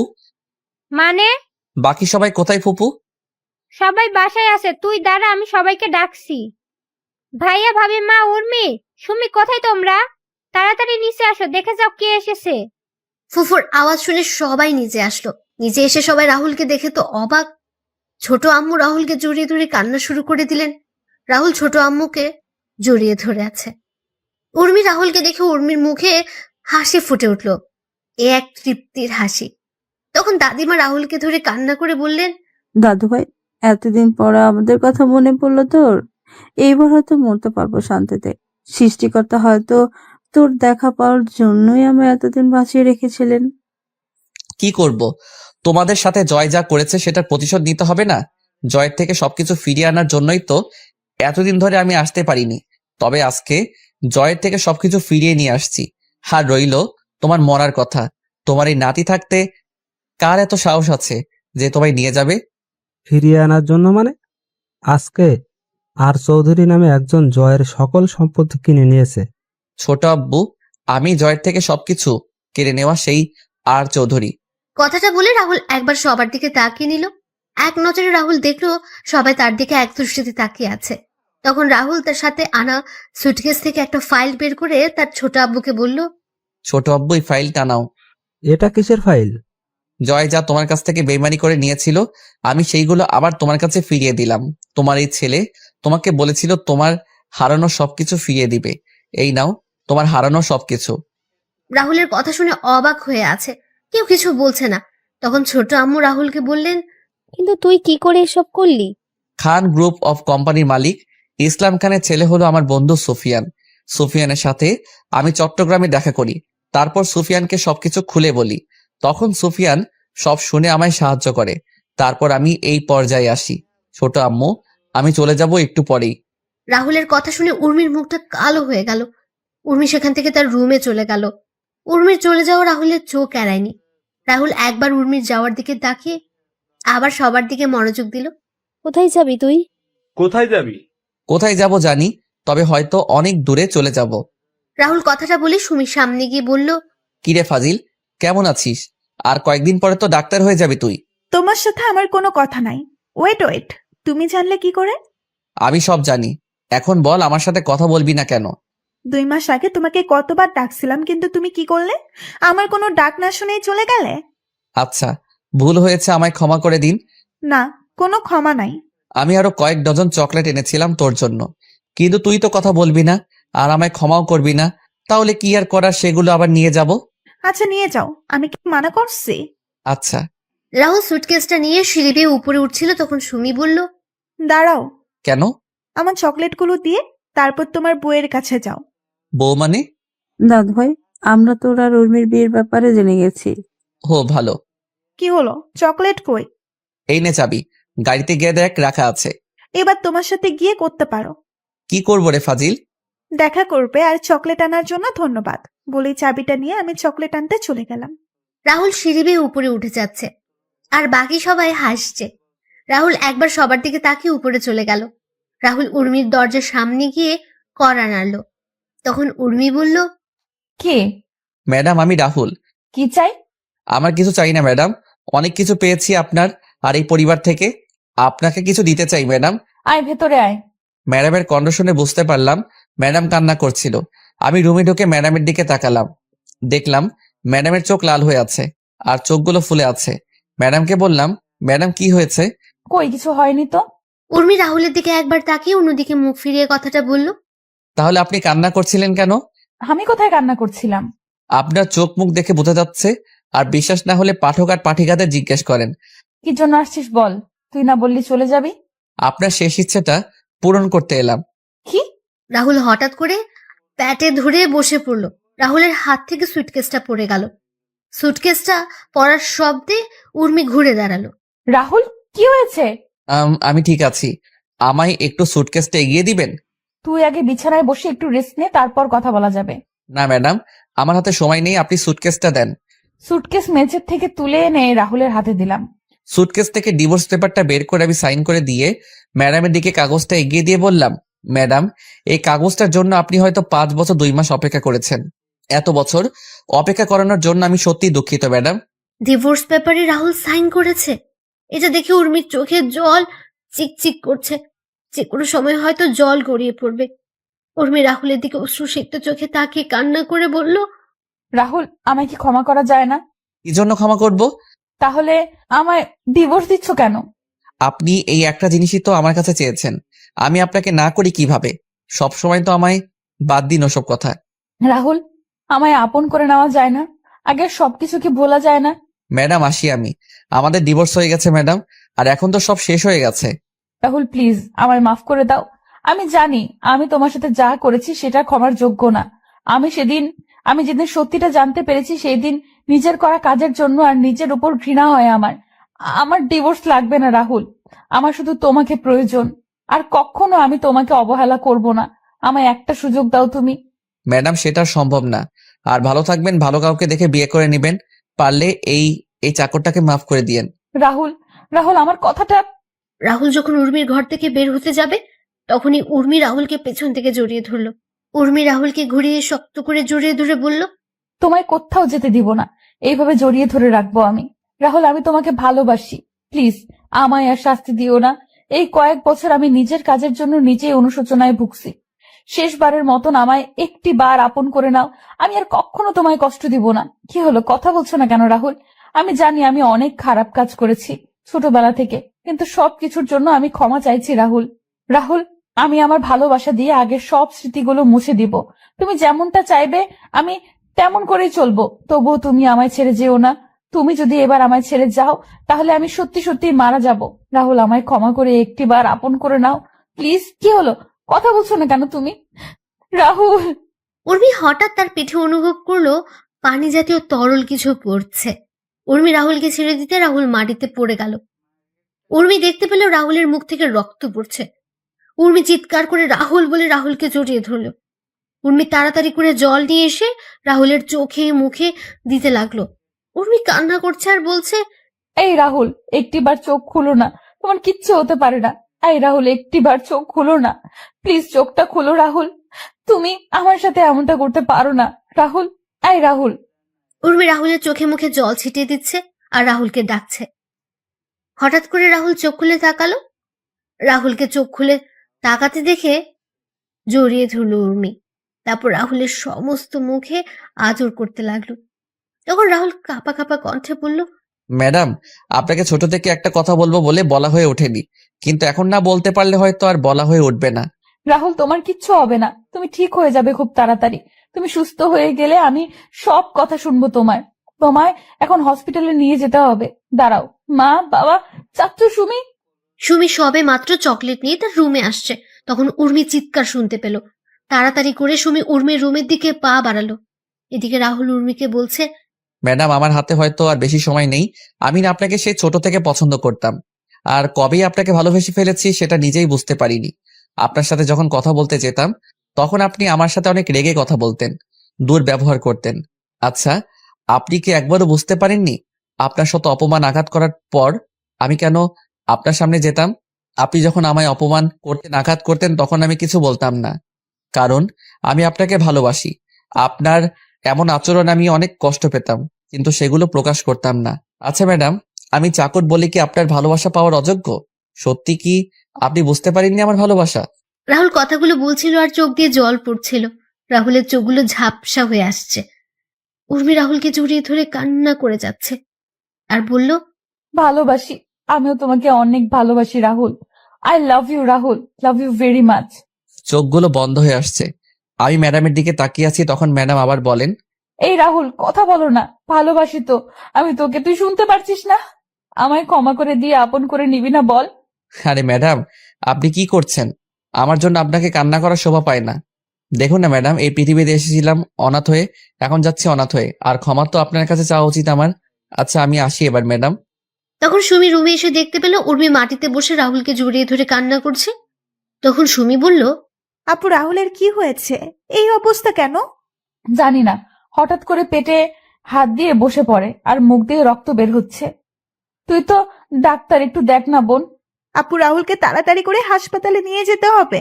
আমার কিছু হয়নি, আমি ঠিক আছি। আমায় নিয়ে শুধু টেনশন করো না, আমায় একটু সাহায্য করো যাতে আমি দাঁড়াতে পারি। এই বলে রাহুল অনেক কষ্টে উঠে দাঁড়ালো। রাহুল যখন উর্মির রুম থেকে বের হতে যাবে তখন রাহুল আবার পেটে হাত দিয়ে বসে পড়ল। উর্মি দেখতে পেল রাহুল আবার বসে পড়ল। রাহুলের মুখ দিয়ে এবার রক্ত পড়ছে। এবার উর্মি আর সুমি চিৎকার করে বলল, ও মা, রাহুল, রাহুল কি হয়েছে তোমার? খুব কষ্ট হচ্ছে তোমার? কথা বলো না রাহুল। মা, বাবা, মামা, মামি, তাড়াতাড়ি উপরে আসো। উর্মি আর নিজেকে সামলাতে পারলো না। উর্মিও এবার জোরে তার বাবা মাকে ডাকতে লাগলো, মা, বাবা, মা, বাবা। উর্মি আর সুমির চিৎকার শুনে নিচ থেকে সবাই উর্মির রুমে চলে এলো। সবাই দেখতে পেল উর্মি রাহুলকে জড়িয়ে ধরে কান্না করছে আর রাহুলকে ডাকছে, কিন্তু রাহুল নিশ্চুপ। তারপর সবাই মিলে রাহুলকে নিয়ে হাসপাতালে চলে গেল। রাহুলকে তাড়াতাড়ি করে অপারেশন থিয়েটারে নিয়ে যাওয়া হলো। এদিকে অপারেশন থিয়েটারের বাইরে সবাই বসে কান্না করছে, ভেতরে রাহুলের অপারেশন চলছে। হঠাৎ ডাক্তার খেয়াল করলেন রাহুলের নিঃশ্বাস চলছে না। রাহুলের বুকে চাপ দিয়ে চেষ্টা করা হলো, কিন্তু ডাক্তাররা ব্যর্থ হলেন। ডাক্তার রাহুলের মুখ থেকে অক্সিজেন মাস্ক খুলে নিলেন। বন্ধ হয়ে গেল রাহুলের শ্বাস প্রশ্বাস চিরকালের জন্য। রাহুল চলে গেল এই পৃথিবীর মায়াজাল ত্যাগ করে পরপারের যাত্রায়। অপারেশন থিয়েটারে সবাই এক দৃষ্টিতে তাকিয়ে আছে। রাহুলের প্রাণহীন দেহটার দিকে তাকিয়ে ডাক্তার নার্সকে বললেন, ডেড বডিটাকে বাইরে নিয়ে যাও। আপনারা ঠিকই শুনেছেন, মানুষের প্রাণহীন দেহটাকে ডাক্তারদের ভাষায় ডেড বডি বা লাশ বলে। ডাক্তারের কথায় নার্স ডেড বডিটার উপর সাদা চাদর জড়িয়ে স্ট্রেচারে করে ঠেলতে ঠেলতে অপারেশন থিয়েটার থেকে বের করে উর্মিদের সামনে রেখে চলে গেল। সাদা চাদরে জড়ানো ডেড বডিটা দেখে সবার যেন প্রাণটা বেরিয়ে যাওয়ার উপক্রম হলো।